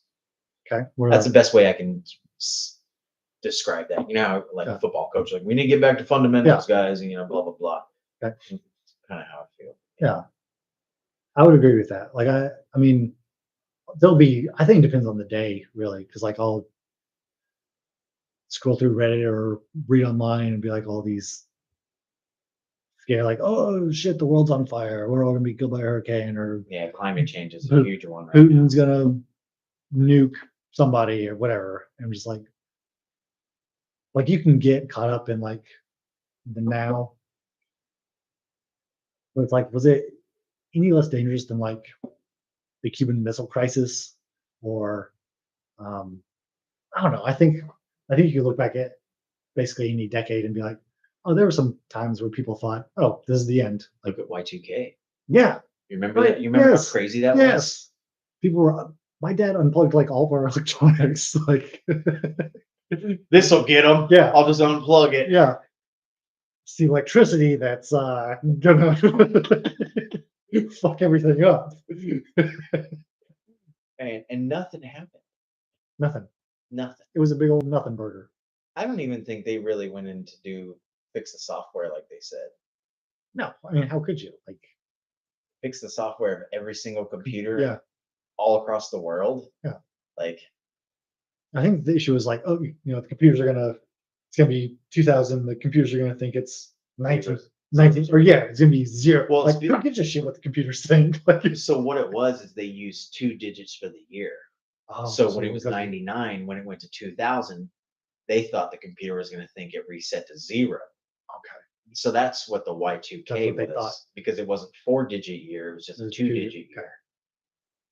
So that's what the big scare was. Yeah, obviously that year. Nothing. And it was nothing. It was nothing to be worried about. So I mean, like, I think you could look back at like, during Reagan's years, the Iran Contra shit. Like, I don't know. I think you find scary parts of a nation's history and be like, oh, it's all awful. When in reality, like, whether it's Trump or Kamala, there are going to be people who are like, it's the end of everything. That's one of my things I think is funniest about what's going on right now with our presidential election is both sides are like, well, if the other side wins, it's the end of democracy. Yeah. Like, you do know the president, that's why we have checks and balances and stuff. So the president can't do that. Yeah. Like, we have a Senate, we have a House, and like, they're there to make sure that no one person has like complete control and everything. That's what, I don't know. Like, I don't know who it was, but someone was making some comment about like, oh, well, why didn't Biden just make this law? It's like the president can't write laws. They can lobby for laws. They've got probably more power than they should with the executive order, but any court or the Congress can nullify an executive order. So I mean, it's like The president can't just do things. Yeah, I don't know why people think like, oh, Trump is going to solve all these problems or Kamala is going to solve these problems. Like, no, it's the reason why we've had the least productive, I think, was it 2 or 3 years in our nation's history as far as like bills and laws being passed is because Congress isn't doing anything. And it's like, that's we need to be focused. Like, those are the people who are supposed to be working on our behalf. Yeah. Not doing shit, Well, that's kind of, I feel like we're getting back to a taxation without representation kind of feeling, because we're paying all these taxes, but yet all these people that are in the Congress and House and everything, they're doing things on behalf of big business. It seems like. Yeah, absolutely. From an average person standpoint, like I don't know everything about government and how it works and everything, but I do know that when rich companies get richer and we kind of stay the fucking same, like something's not, A plus B is not equal to C. Yeah, I mean, there's more wealth inequality in America now than there was during like the Gilded Age, like before the Great Depression. More wealth disparity than when France killed their whoever, Marie Antoinette. And it's like, what? Like, that's what blows my mind. Because it's like, I work for a company that works for Lowe's who profits billions of dollars. Like, they'll look at, like, plants are a live good. So some plants are going to die. You throw them away, whatever. They're like, oh, this looks bad for my bottom line. It's like, your company, despite these losses, despite any theft going on, still profits. Like, you've paid everybody, you've paid for everything. Yeah. Still profits billions of dollars. And it's like, and you're mad about $30 in plants? Like, well, that's because that guy doesn't get his bonus. No, and that's exactly right. And it's like the people I work with are the hourly employees who work there, and like the store managers. If you're a store manager for Lowe's, it's a 6-figure job, and you get bonuses. They used to give away cars. Like, I don't know, like that's the thing that makes me mad. It's like the people who, and they're not even like, they're middle management. There are thousands of Lowe's stores managers making 6 figures, whatever, and then you got the CEOs making millions. They buy back all this stock and makes them richer. Mm-hmm. And it's like, but the people who are actually making money for Lowe's, all these people here who you're paying $15 an hour, destroying their bodies. Like, these are the people who need to be paid, not the fucking guy sitting in North Carolina, not touching plants, not doing playing golf. Yeah, he's not doing shit. He came from home like, I just made $3 million on that hole. Yeah, like that's the shit that gets all over me. It's like, I don't know when people are like, I don't like Kamala's unrealized capital gains tax. Like, why? That doesn't kick in until over $100 million. So if you have $100 million and $100,001 in unrealized capital gains, that $1 is the only thing that would get taxed at that 25% rate. So you don't owe the government a quarter. So it's like, why? I don't understand why poor people go to bat for people who have more money than they could ever spend. Like, that's not going to affect me or you unless you have $100 million that I don't realize. I don't. So it's like when people are like, oh, look at the house I live in, man. Same. So like, that's the stuff that I don't agree with on, I think, like the Republican side, where they're like, oh, there should be no taxes. Like, there shouldn't be taxes on us. Like, because with Trump's tax plan, taxes, I think, on people who make less than $200,000 is going to go up every year. It's already gone up once. In 26, it'll go up again. It's like Biden didn't use any of his political capital to like repeal any of that. So it's like anyone who's not super rich, our taxes are going up, and the people who have the most money, their taxes are going down. It's like, that's in what, like, America, we used to tax the richest at 90%. Like, it blows my mind that we're somehow think, hey, if you got $1 billion, you shouldn't pay anything on that. Like, just hoard it. Well, especially companies. Like how many years do you hear about like Bank of America paid $0 in taxes or shit like that? They made something like hundreds of millions of dollars on overdraft fees. Like people who have $0 who couldn't access their money through your bank and have to pay you. Like Louis C.K.'s got a bit about that, you know. It's like you pay this overdraft fee. It's like fuck you. We're giving it to this guy. This guy's got so much money. Let's take your money and give it to him. Yeah. It's like I don't know. That's the shit that gets all me. But then I also hate super liberal people who are like, oh, you can't say that. And I don't know. Like I think it's like culture war. People get focused on like the culture war shit, and they're not realizing how bad they're getting screwed. Oh, like look over here while we do this kind of thing. Look at these distraction. Look at these trans people. Look at these people who are. Or most recently, it's Diddy. Yeah. Look what Puff Daddy did. Look over here. Yeah. Look over here. Look at this. Look over here. It's like we're gonna keep doing these tax cuts for these rich people who control the government. You know? With big business, man. Like I was telling somebody the other day, I was like, how is it that we have not gotten to a point as a population where, actually, it was my wife. It was this morning.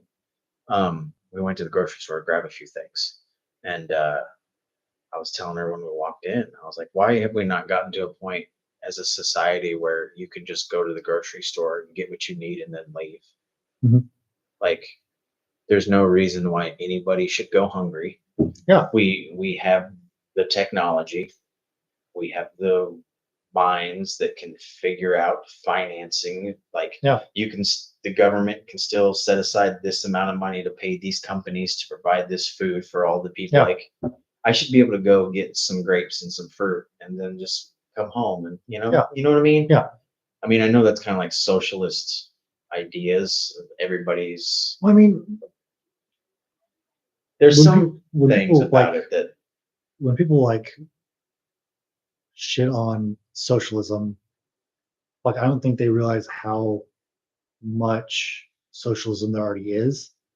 Talking about like fire department, police, mail. Yeah. I mean, even private businesses like insurance is socialism.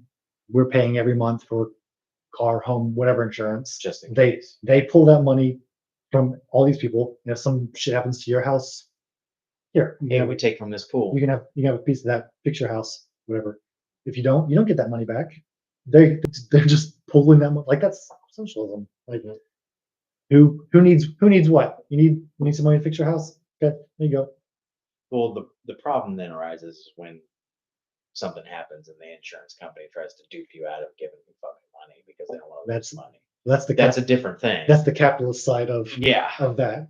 And if it's a big enough storm like a hurricane, they're going to say, hey Biden, we need money because of all these houses that are broke. So like the federal government will be like, well, here's $1 billion. I know they've all paid you and you've spent that money on this and that, whatever, but like here's some free money. Bail those people out. It's like I don't know. It's socialism. There's no difference between that. So it's like we might as well do, and like insurance is one of those things that's absolutely, the bigger it is, the better it is. Like people hate big government and all this shit, but like when you have all these small private, and let's not say small, let's just say you've got these big insurance companies all competing for these same dollars, whatever. You could just scoop that in to one, have a single payer, and then it just comes out of your taxes. Take 5% more of your taxes, but you're not paying the 10% you were to a private health insurance company. It's like now you don't have copays. Now you can go see a doctor whenever. I don't know. Just the bigger the insurance company is, the more they can provide. So you might as well make the biggest insurance company, Well, that once again though is where the issue comes in though, because they get so big that they don't want to pay out. I mean, I think and I think that's what happened with certain countries that use socialism, like Stalin and all them. Mm-hmm. They just became they want everything now. The greed took over, it seems like, And I mean, greed is apparent in our political system as it is already. Yeah. It's ridiculous. Like I was talking to somebody, like I think all this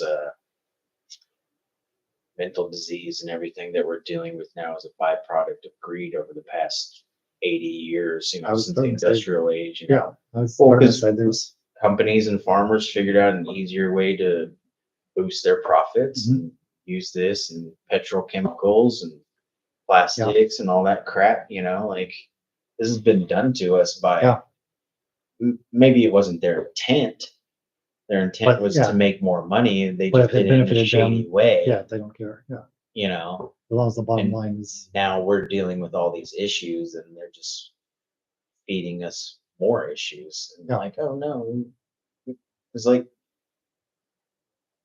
Kellogg the other day I heard about, they sell a different Fruit Loops in Canada than they do here because there's chemicals that they put in it here that are illegal there. Yes, the same thing in Europe too. Like, Europe has got those strict. I mean, they don't have the FDA. They've got whatever, but they don't allow the crap in it. Yeah, and that's one of the reasons why, like, I think their food was so good when we were there. Like in London and Paris, like it was when packed with preservatives. Phenomenal. I guarantee you, you're absolutely right on that. Yeah. I also think, like, I don't know. I know Josh Hawley, who's the senator out of Missouri, wanted to do, he proposed a bill to ban members of Congress from trading stocks. And then I just saw AOC did that too. I'm just like, you guys, we've got something everybody agrees on. Let's stop these motherfuckers. Like that's like Nancy Pelosi's getting so goddamn rich. Mm-hmm.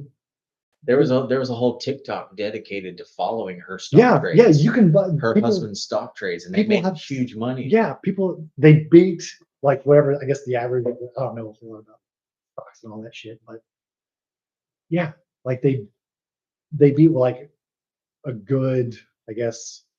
They did better than Warren, like an index fund. Yeah. It's like they're doing better than all this because they've got that information and they know where the government contracts are going. It's like it's a no-brainer that should be illegal. And those like we put Martha Stewart in jail for less. Yeah. She just sold her stuff the day before her shit went under. And these motherfuckers are like, oh, well, they're about to get a government contract. I'm going to buy a bunch of shares. And then we give them the government, we give them more tax dollars, and stock goes up. And then they sell and make money. Yeah. And blah, blah, blah. That's like Mark Wayne Mullins is doing the same thing. It's like, why can't we pass this? Old Mullen Plumbing is? Yeah. Are you serious? Yeah. All he wanted to do was wrestle. All he wanted to do was wrestle. He said he was going to run. Did you see his commercials? No. That's how he started his commercials. All I want to do is wrestle. He was like, all I want to do is wrestle, but then they came for our land.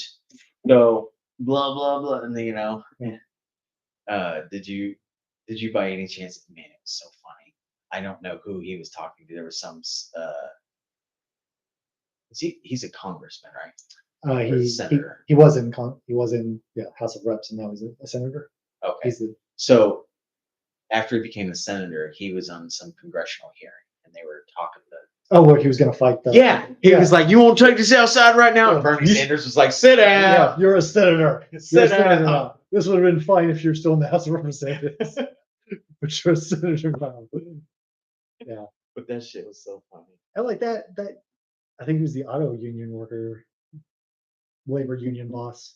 Like he's a Trump supporter. It's like, and I don't know. Recently, they came out that they're now friends because of Trump. Yeah. It's like, well, I think. So why are you guys fighting? I think it had something to do with that guy did something with his business back in the. I don't know. I really don't know. I mean, it was just funny to watch. Yeah. Like really, come on, dude. You're representing Oklahoma here. Let's not be a dick. Yeah, that's the. Man, I'll fight you. I'll wrestle you right here. You stand up. You stand your butt up. And the dude he was talking to was like, "Did you just really try to fight me?" Yeah. You stand. What are we doing here? We're supposed to talk about shit. This is a conversation, sir. Well, I mean, all that just seems like nonsense to me. No, too. it is. Anytime those congressional hearings happen and you see them on TV, it's just like, is this just like it's all for show theater? Yeah, it's like WWE and it's the same thing. Like in the state legislature. Like I've hung out with Carrie and met these people. They're all really nice. Like you can't be in politics if you don't have that, hey, good to, kind of charisma. Like if you're just like, fuck you, no one's gonna elect you. Yeah. It's like everyone is very personable on a one-to-one basis, where, but then they get these cameras and like they say some outlandish shit, they get some press, maybe it gives their bill a better shot of getting passed. But like you hang out behind closed doors, like we go drinking with these people all the time. Like Yeah. it's not, and when people are like, oh, civil war, that shit's not gonna happen. Like I know I'm friends with you're friends with conservatives, you're friends with liberals, probably friends with independents. Like I'm not gonna kill any of my friends because Trump got elected or because Kamala got elected. Like Yeah, that's it's the dumbest thing. Like I'm sure there will be some people who are sociopaths who will try to do some violent. I mean, you have your things. extremists all around, And there's going to be some, but there's not going to be a civil war. There's not going to be an organized. Honestly, these are the battle lines. I don't think that people would be able to build up a substantial enough following to stand up to the United States government like that. Yeah. You know what I mean? Yeah. Like you'd have to be pretty sneaky. Yeah. And I'm sorry, but they have a lot more than you have. Like they already have an established military. You have to build one. Yeah. And there's a military base, multiple military bases in every single state. Yeah.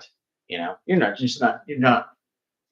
not going to build up a strong enough force where you're going to bring down the United States government.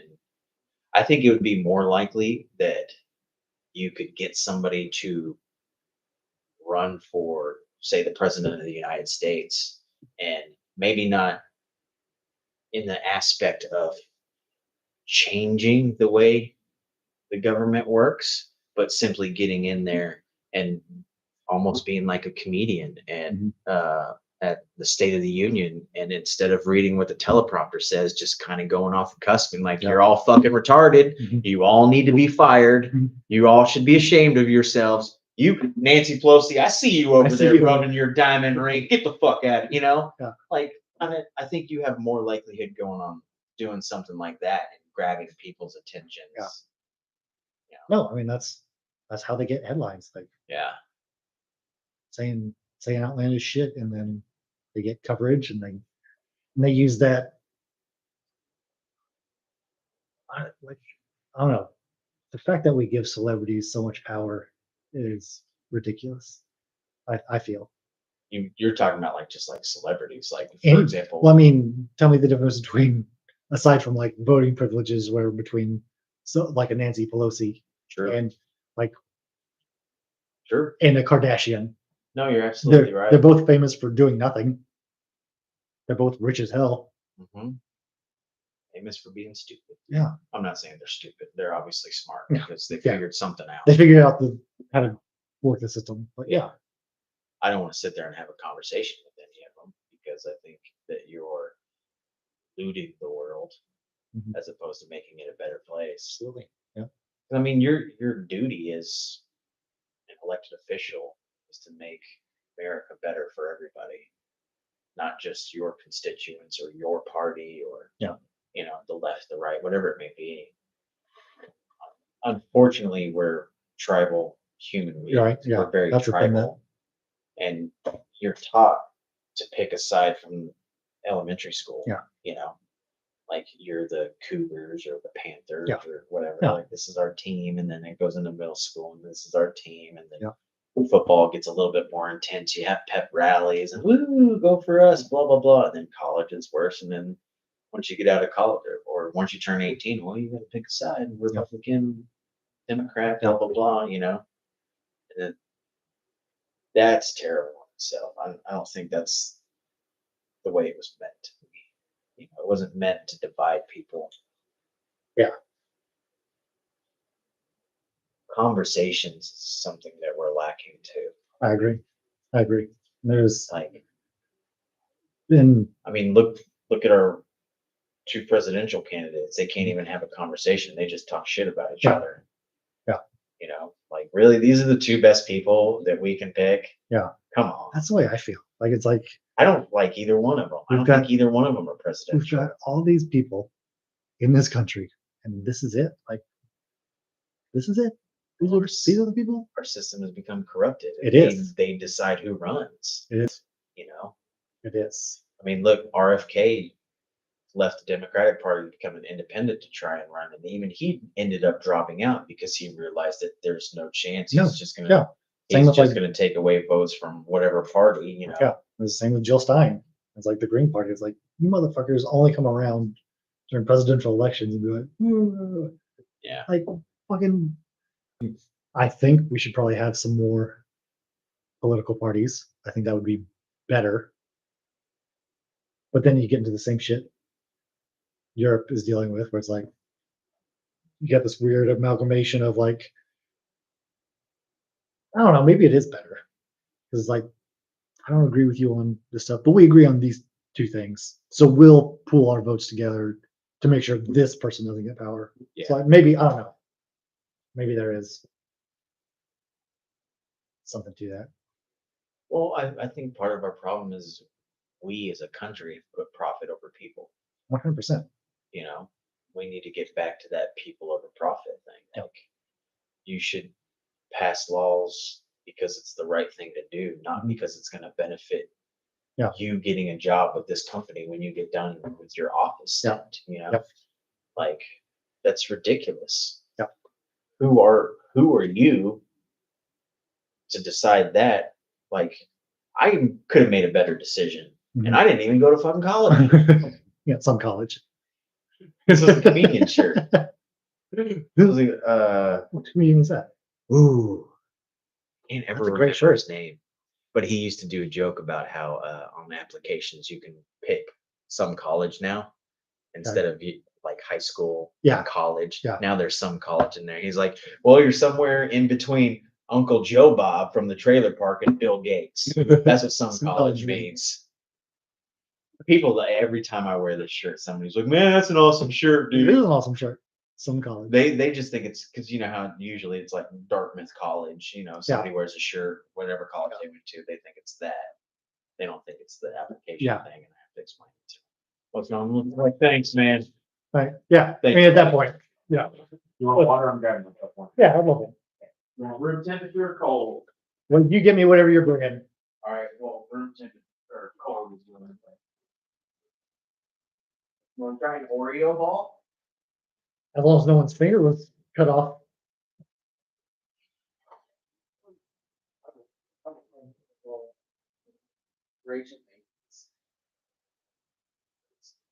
Bush Oreo. They're great. Here's a water because I'm pretty sure you'll need it after you bite into it. Okay, I'm excited. I'm jumping. Oreo balls. Here we go. Yeah. My first Oreo ball. Is this what we call someone who have parents of both races? Yeah, the white kind of fell out of them. That's so good. I know. The last one she made them with white chocolate on the outside. So it was white on the outside, black. That's so good. Is it fudgy? Is it fudge and mixed? Honestly, I don't know.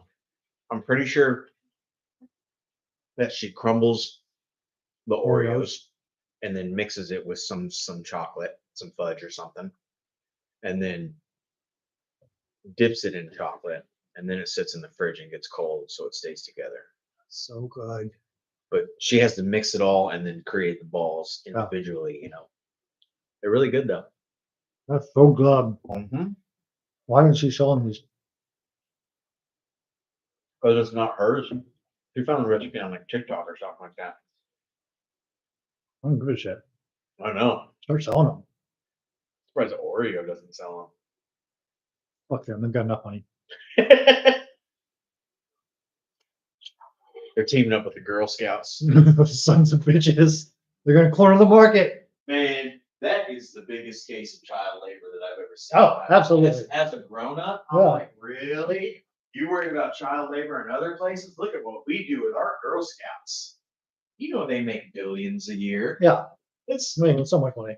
It's like $7 for a box of cookies now. There's only like 2 sleeves in them too. Yeah. That's enough for one sitting. Well, depends on what you get. Thin Mints, there's a lot of those sleeves. Yeah, Thin Mints pretty good. The newer ones that are like tagalongs.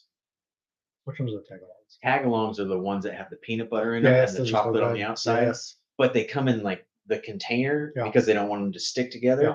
And you only get like 5 per row. It's shit. Because you pay the same amount for a Thin Mint box and you get way more Thin Mints than you get tagalongs. Yeah. You're only going to get like 10 tagalongs. It's some bullshit. It is some bullshit. And they're making billions. Sons of bitches. Why don't we tax them? Here's the Civil War we need. We're gonna Girl Scout cookies for free. We're gonna mount an army and we're gonna take over the Girl Scout cookie factory. Ooh. So a meme. Okay. So President Trump's assassination attempt. Yeah. The first one. Okay. Okay. After it happened, Rachel sent me a meme.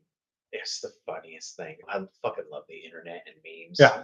But it was a picture of Hillary Clinton leaning around the corner, and it said, "What do you mean they missed?" I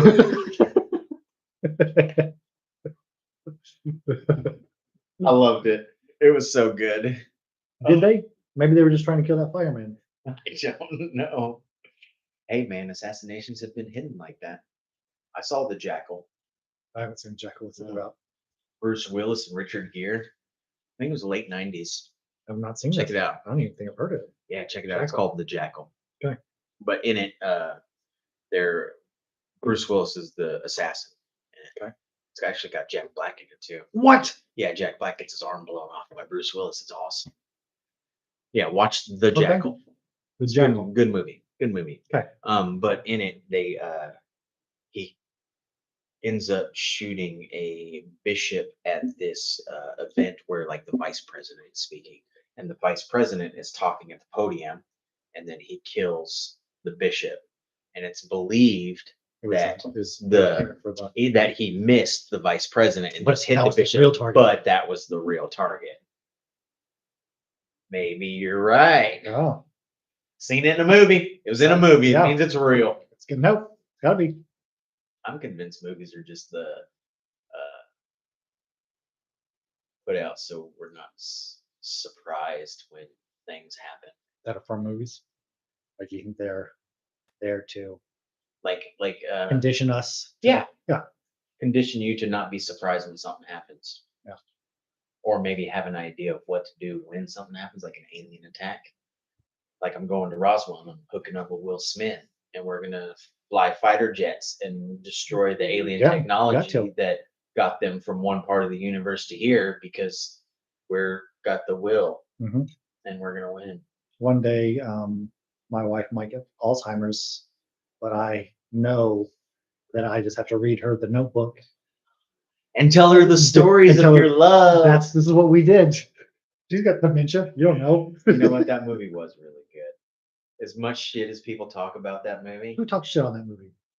Everybody. Well, every dude when I was younger. Yeah. It's like, man, you watched The Notebook, bro. You're such a puss. Yeah, that's true.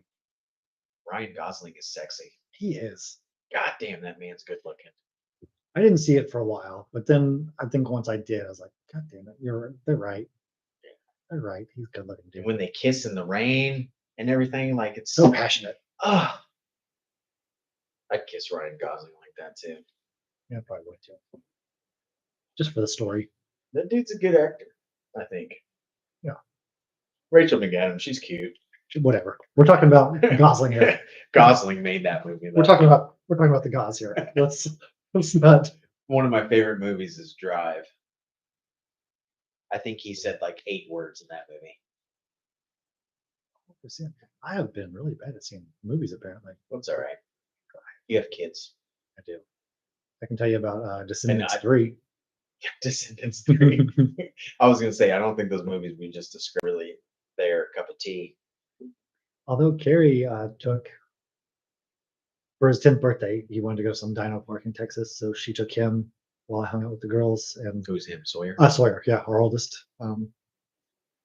and it was like that. It was in July, so it was like 1,000,000 degrees down there. So they went to go see a movie. The only movie that was playing was the new Deadpool Wolverine one. She took him to see that. She was like, it was not appropriate for a kid, but it was really good. It was very entertaining. I have not seen it yet. Oh, it was very entertaining. The one person I would take to that movie already saw it with my wife. I'm sure you'll see it again. I will. I'll see whatever comes out on. It was good, man. And what I liked most about it is it didn't push any kind of agenda in it. Yeah. Like I'm getting tired of seeing that in movies. I'm getting tired of shit being shoved down my throat. Like what? Like for example, Marvel, very much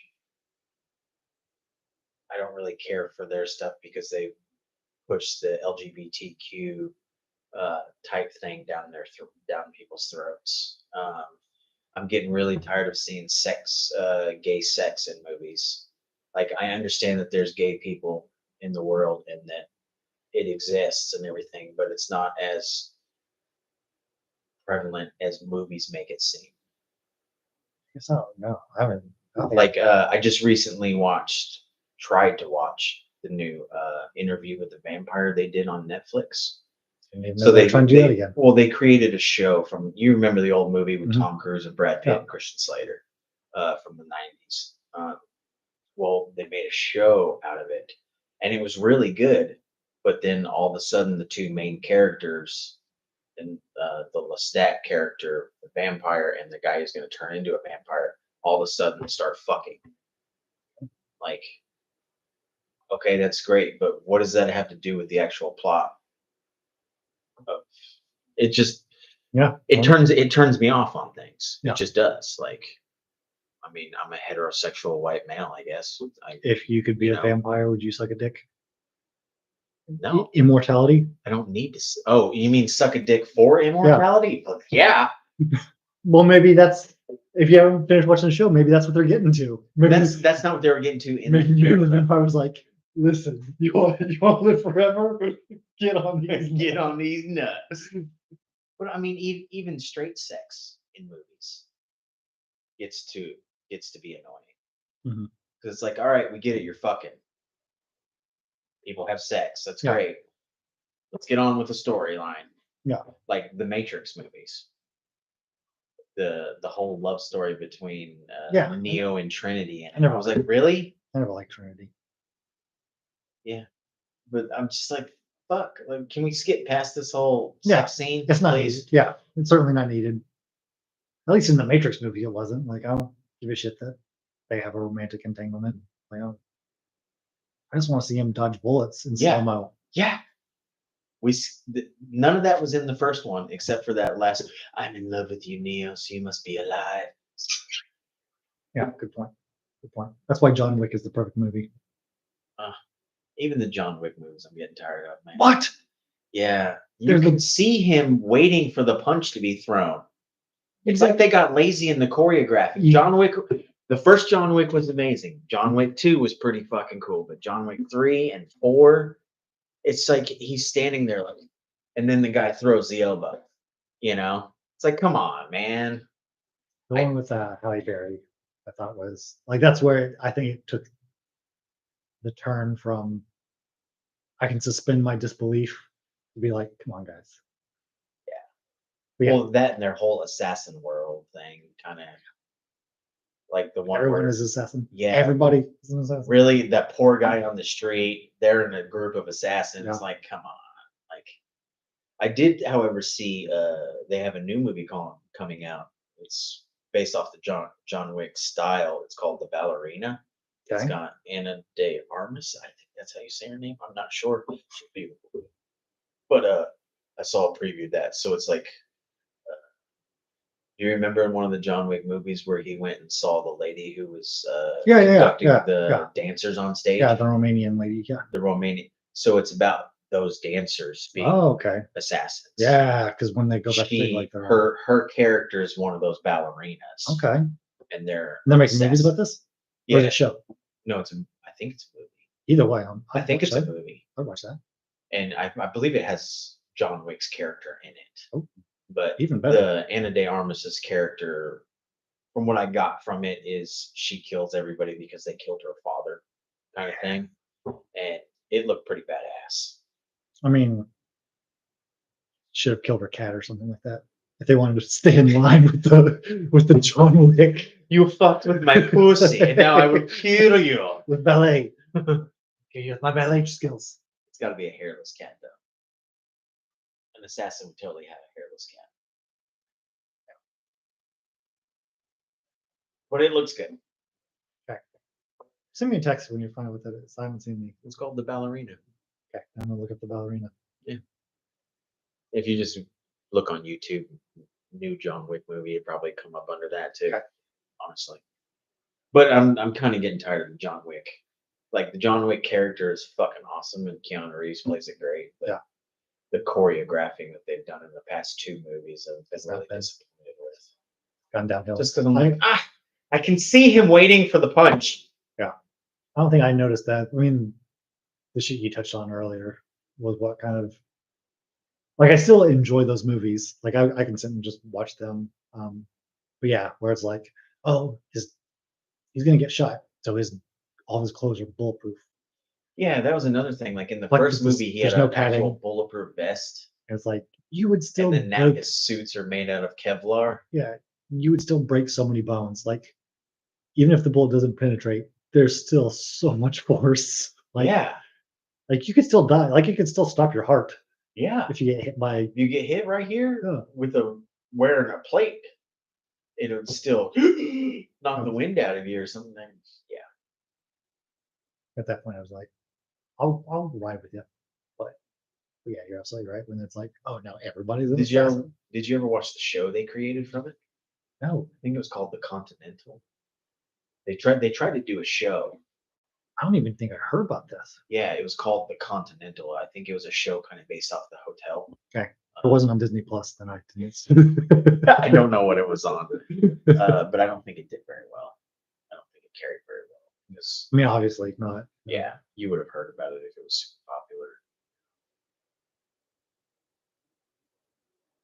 And plus, I don't really give a shit about the owner of the different places. I just like the idea of one dude mad about his dog killing everybody. Yeah. Over a fucking dog. Over a fucking dog. Yeah, it was a good with a fucking pencil. John Wick 1 was fucking badass. Yeah. Man, that shit was.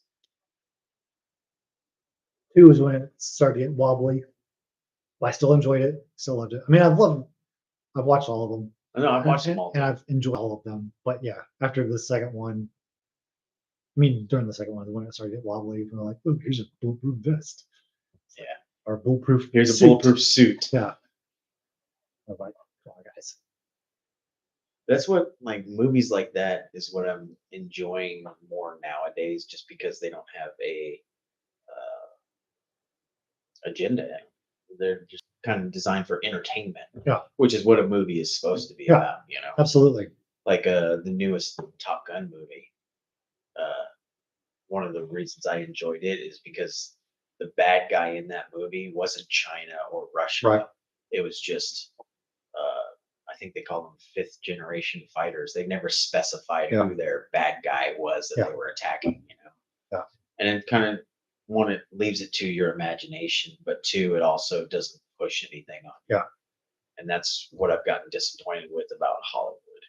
Yeah. It's just because I feel like even in I don't know if I'm just reading too much into it or not, but in the newest Guardian of the Galaxy movie, the 3rd one that they made, their space suits were the colors of the rainbow. Okay. They all had different colored space suits in it. And to me, in my mind, I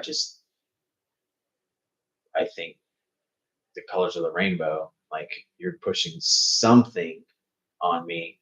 Maybe it's not the complete LGBTQ agenda, but it's still portraying.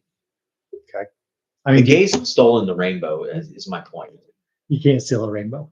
They can use it. They can decorate with it. And I want it back. But it's not meant for us. Oh, can I at least use the word gay to mean happy again? Absolutely. God. Absolutely. Was like, I don't know. Like shit like that doesn't bother me. I feel like, 'cause I mean, it's like all the Power Rangers were different colors. Did anyone was anyone like, or like the Teletubbies were like, the Teletubbies are making our kids gay? No, it's shit for entertainment. Like, Yeah. and listen, there may be. I'm not saying there's no agenda. But also my brain sees that kind Yeah. of thing now because Yeah. I started seeing it a long time ago and now I can't turn that shit Yeah. off. So when I see something like that, my brain automatically goes to that, oh fuck, here we go, Yeah. pushing some fucking agenda on Yeah. me again, Yeah. like some ultra right wing MAGA guy. I get it. You know what I mean? I get it. Yeah. I mean, and listen, like the people on the left do that shit too with name anything, environmental shit. You know, like, oh, we can't have nuclear. Climate change, bro. Nuclear is bad because blah, blah, blah, blah. It's like nuclear is fucking the only thing that comes out is steam. Like we're using rocks that are already here on this planet to heat up water to spin a turbine. Steam comes out.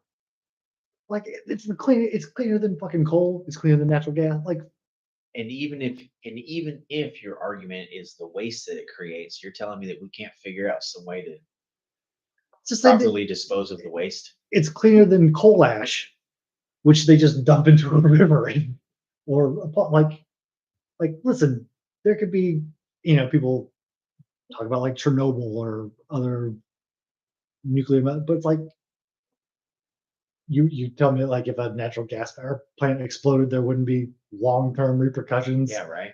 If the Exxon Valdez crashed again and spilled 100,000 gallons of oil, there aren't going to be long-term repercussions. Like shit's going to happen. Yeah. But you want to know, it doesn't. America hasn't had a nuclear incident since 3 Mile Island in what late 70s.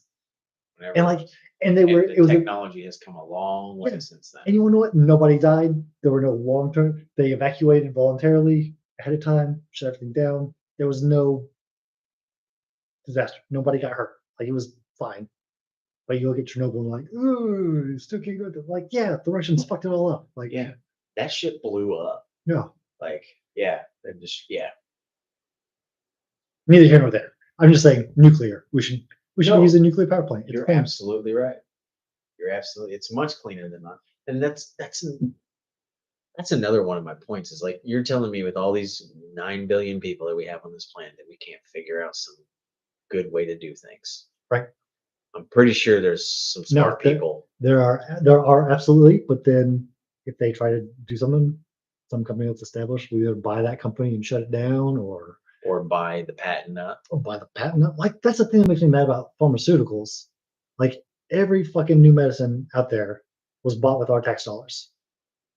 Every single one. And then companies get to bid on the patent.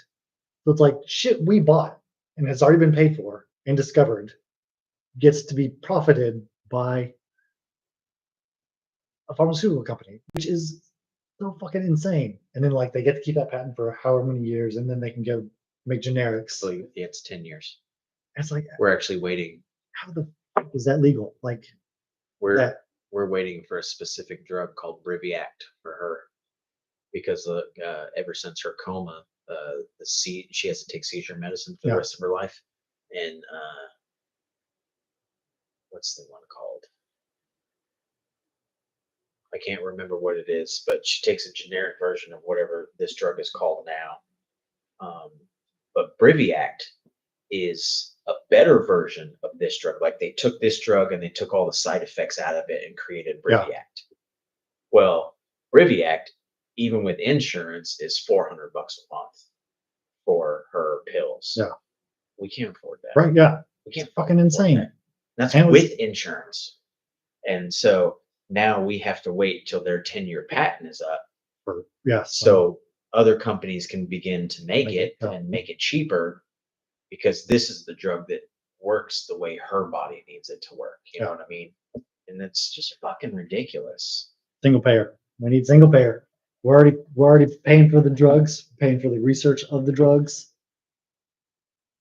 Give us the fucking shit we paid to discover. Like, yeah, it blows my mind.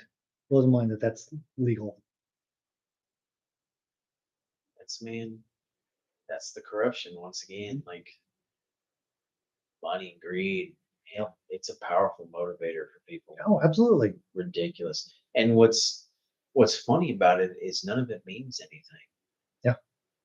Like in the grand scheme of things. Yeah. well, yeah, but I mean, even in your day to day, like in your happiest moments, do you give a shit about money? Yeah. Like when your child makes you laugh, or your wife does something that makes you adore her. Or, Yeah.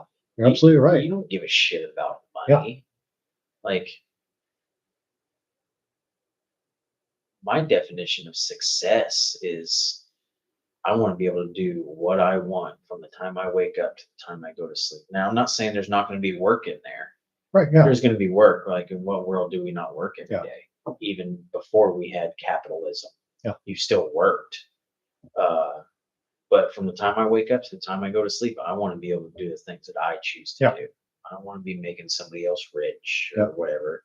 But money's not in that definition. Mhm. Like, money's a byproduct of some of the things that I want. Like if this podcast were to take off, yeah, it would make me money. And if I buy a nice car, yeah, I'm a little Yeah. bit happier, but Yeah. that's not my goal. Yeah.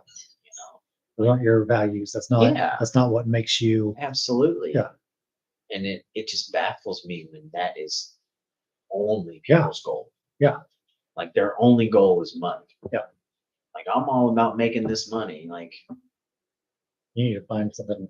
Yeah. guess what? The U.S. government can just print money nowadays because we're no longer on the green or the gold standard. Blah Yeah. blah blah. Like money don't mean shit, dude. It doesn't. I wish I had a little bit more of it though. I mean, don't get me wrong. Everybody would love to have $1 million, $2 million sitting in the bank where they don't have to work. Everything that'd be fucking great. That'd be amazing. Unfortunately, that's not. It's not going to work out though. You know, that's one of the things that I liked about Star Trek. Star Trek. Well, Not super well. well, the basis of Gene Roddenberry's series is the human race evolved past the need for money and greed and worked for the betterment of the human race and society as a whole. I don't know if it was socialist type stuff or whatnot. I don't think there was ever any real political in there, but the idea that once again, like if you need food, go to the fucking grocery store, you get Yeah. what you need, bring it back home. Like, Yeah. you know, like why can we not do that? Why can we not fucking figure that out? Yeah. It baffles me, dude. And simplest answer is greed. Absolutely. That should be the theme of the podcast. Greed. Greed. I talk about it a lot. Okay. Just like I talk about we need to get back to people over profit. 100% agree. Like, but how do you do that? Like, Yeah. where would you even begin? Yeah. Like, I mean, one, we need to get rid of lobbying. Mhm. Lobbying is just a nice, sweet little word for Bribery. bribery. Yeah, it is. You know, 100% is. And it's legal. you And get- it's oh gross. my goodness! Did you just walk in here with pizza? What? Where'd you get that pizza? Hey, we ate an Oreo ball. And they were so good. So good. That's actually on this purpose. Well, there's that last Oreo ball. We left it for, For you. you. I was going to eat it. And Jaws was like, no. It was so good. But that's yours. Look at it. Isn't she cute? I really wanted it. I didn't want to give it to you. I just noticed you guys organized your books by colors. Yeah, she decided she wanted to do them by colors, man. You want to know what? It's a little too rainbowy for my liking. Are you trying to indoctrinate me with? Yes, I am. This side of my house is gay. That side of my house is straight. Straight. Yeah. The side with the tint. The side with the tent. Oh, he loved your tent, by the I way. do love that tent. I want to go hang out there. It's all right. The camera can't make you out that well. See? So good. Here. There you go. There you go. Now you can talk. I love my tits. Thank you very much. Say I love my tits. Tent. I love your tits too, baby. I love it. Oh, mama. This podcast. We're gonna make a new video. This podcast just became something else. It's called the draws balls situation for a reason. Can get some more Oreo balls. The Oreo balls in her mouth right now. Yeah. Mm-hmm. While she's showering up. Gotta get clean.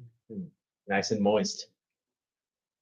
Life is better. Downwards wetter. Under the sea.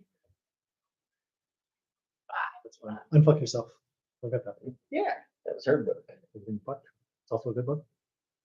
I listen. Do you read? I listen to audiobooks. I can't read. I like reading just because it forces me to do it. I do listen to a lot of stuff. I listen to a lot of motivational speeches type things. Yeah. Really helped me when I quit drinking and doing drugs. Yeah. When When did you quit drinking? Was it? 37. So 5 years ago. Yeah, I just passed 5 years in July. Congrats, man. Thanks.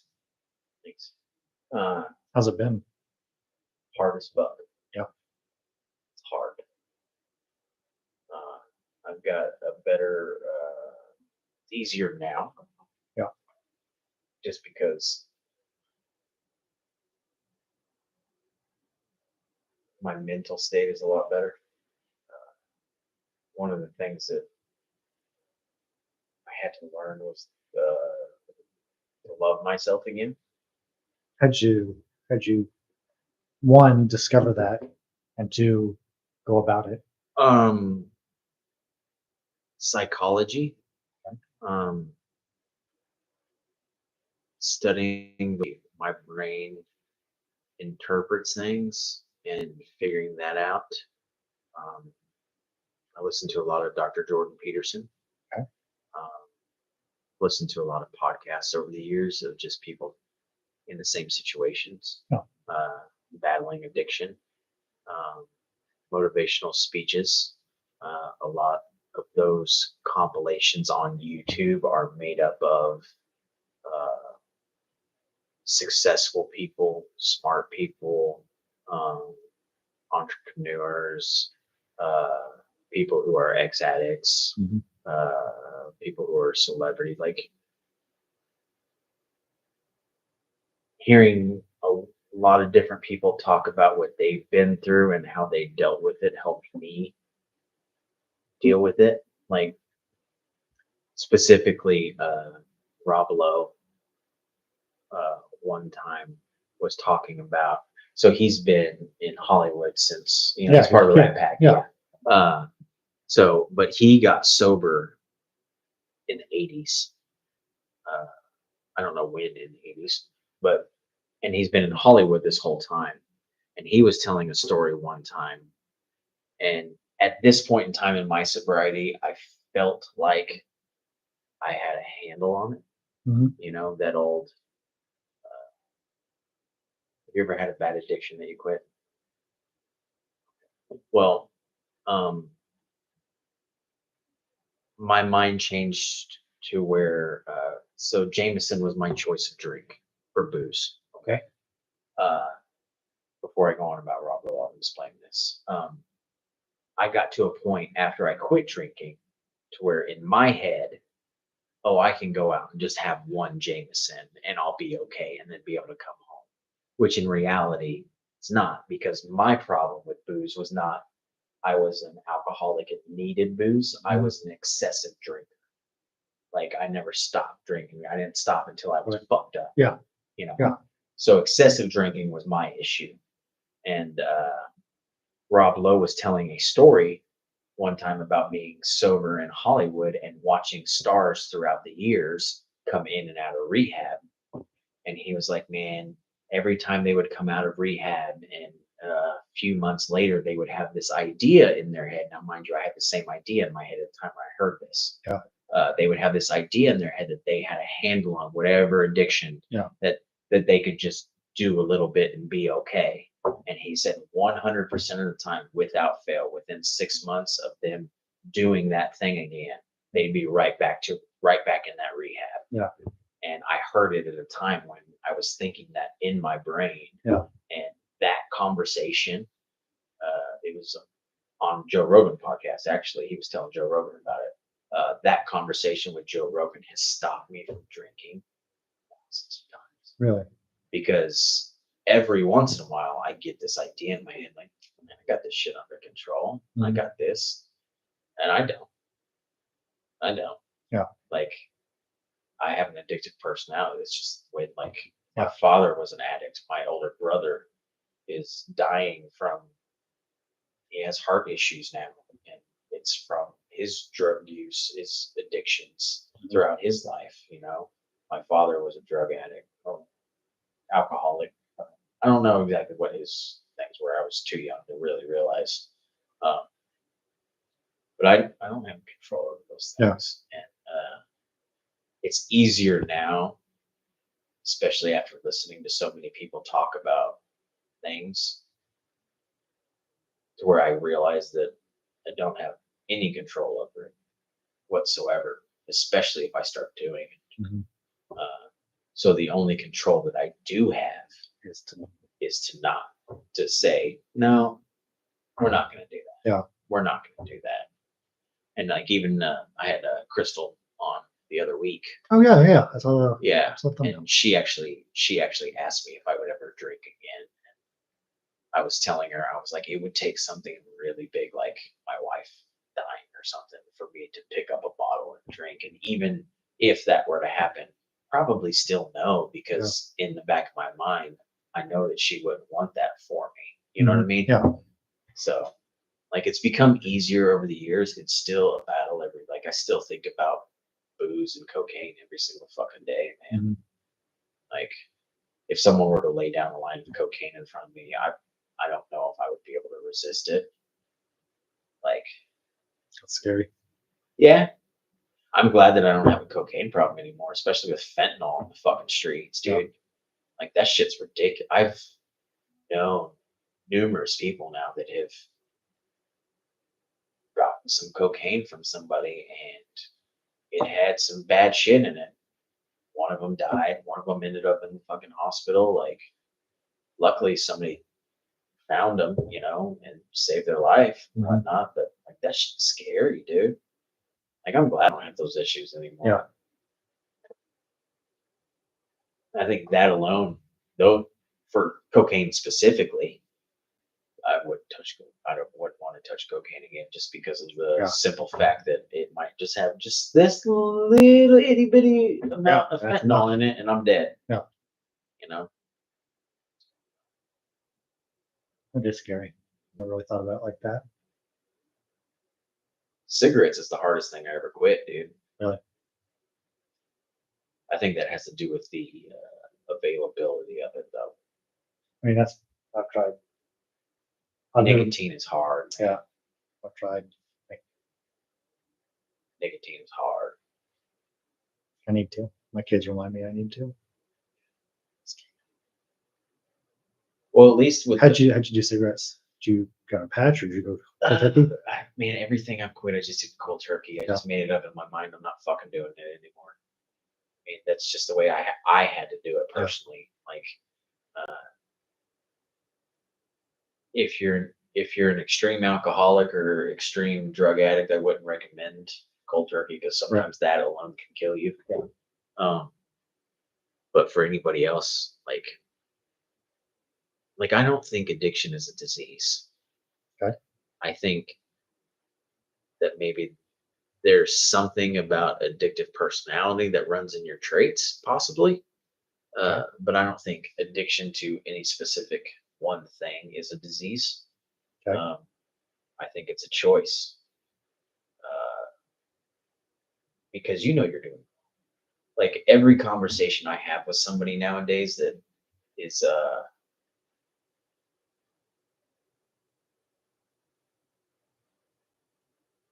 change that. Not every conversation I have with everybody.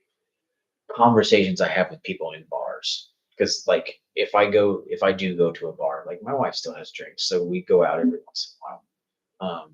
I have friends that drink, so we hang out. If I go to a bar, a lot of times I'll drink cranberry juice. And I started this in the early days of drinking because it tricked my mind into thinking I have a cocktail sitting in front of me already. Yeah. So I didn't need one. You know, if it's a glass of cranberry juice on the rocks, looks like a vodka cranberry, you know. Were you on your period? Yeah, I am. Departed.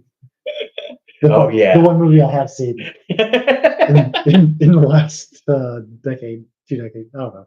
Okay, go on. Sorry. Leonardo DiCaprio totally could have fit on that door with He could have. Rose. He could have. Such bullshit. Titanic is a bullshit movie. I've seen them prove it. Yeah. Been done. That was Mythbusters. But sometimes when I'm in bars and I have cocktail cranberry juice in front of me, and I order more cranberry juice, like if it's somebody who knows me, we jokingly like, oh, give me one more cranberry juice to cut me off, you know, like just joking. Sometimes that will spark up a conversation with some random person, and that person be like, "What are you drinking over there?" And I'm like, "Oh, it's cranberry juice, blah blah. I don't drink anymore."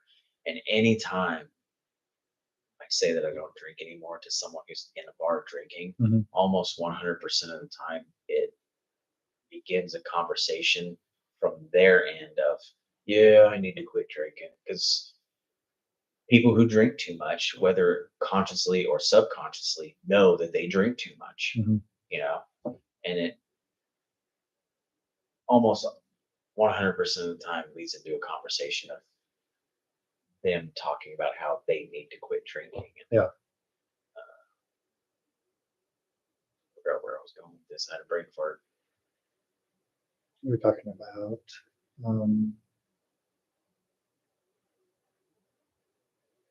not all. It not being a choice. It being a choice. Yeah. Not a Not a disease. disease. So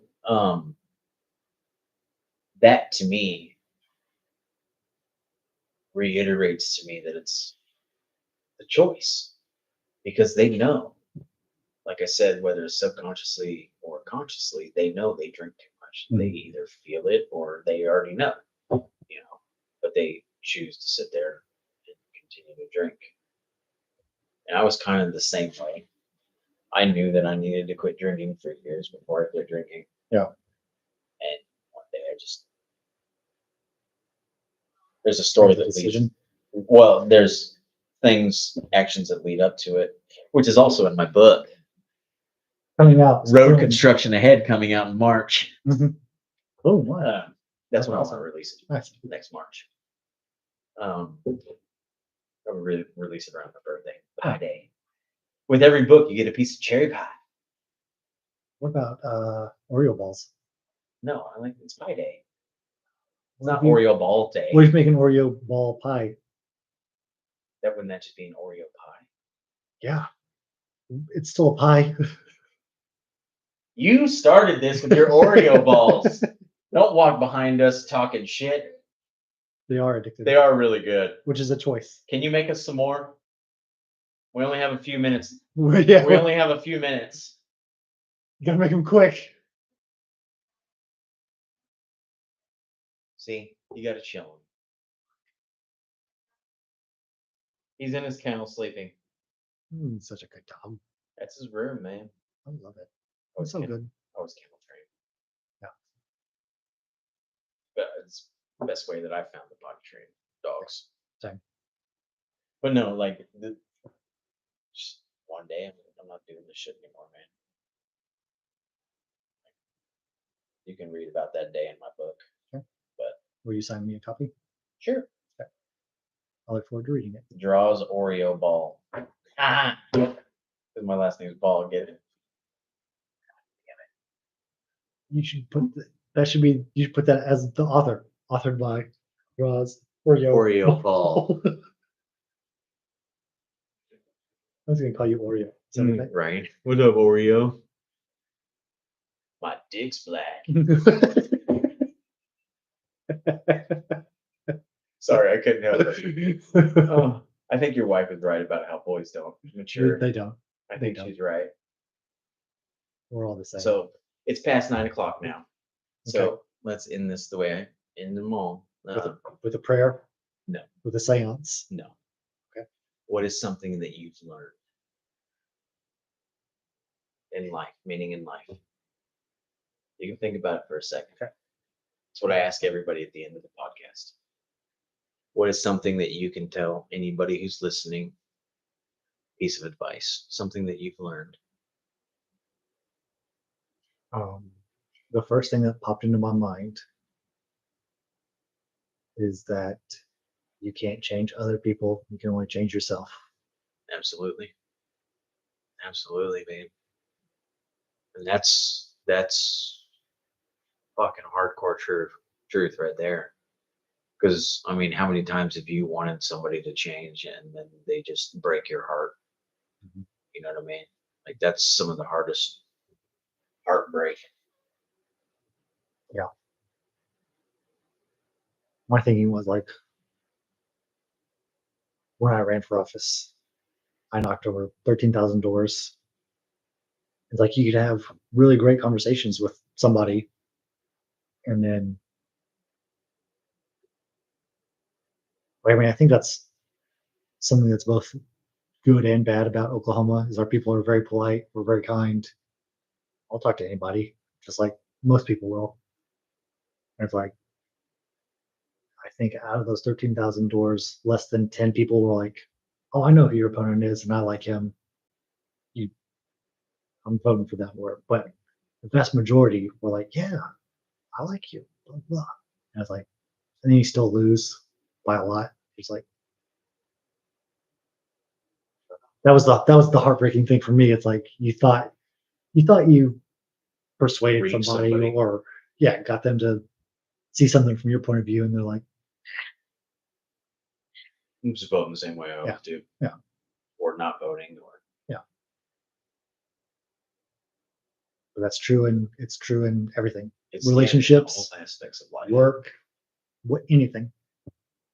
All you can control is you. And that's the same thing with like me changing my life. Like it wasn't until I decided, Yeah.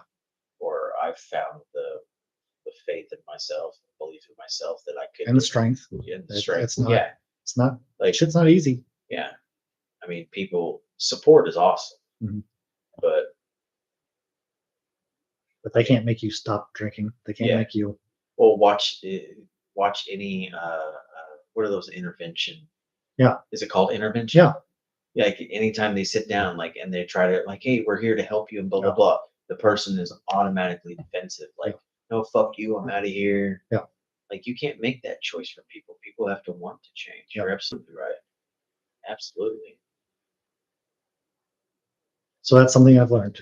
That's good. That's And good. I've learned a lot about you and how awesome you are. We embrace Embrace. Thank you for having me on the podcast. the multicultural. You're welcome. Thank you for being here. Thank you for being part of my dream.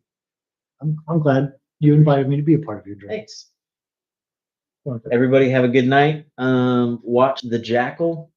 Yes. What was the other one? Drive. Okay, I haven't Drive. seen that one. Those are with my Ryan Gosling, Those the are- heartthrob. those are my two I need to watch. The Jackal and Drive. And I might look into the Continental just to see. That's the show thing. That's the show. Oh, and we'll watch the preview for Ballerina here. Oh, yes. Yes. Good night, everybody. Good night. Thank you.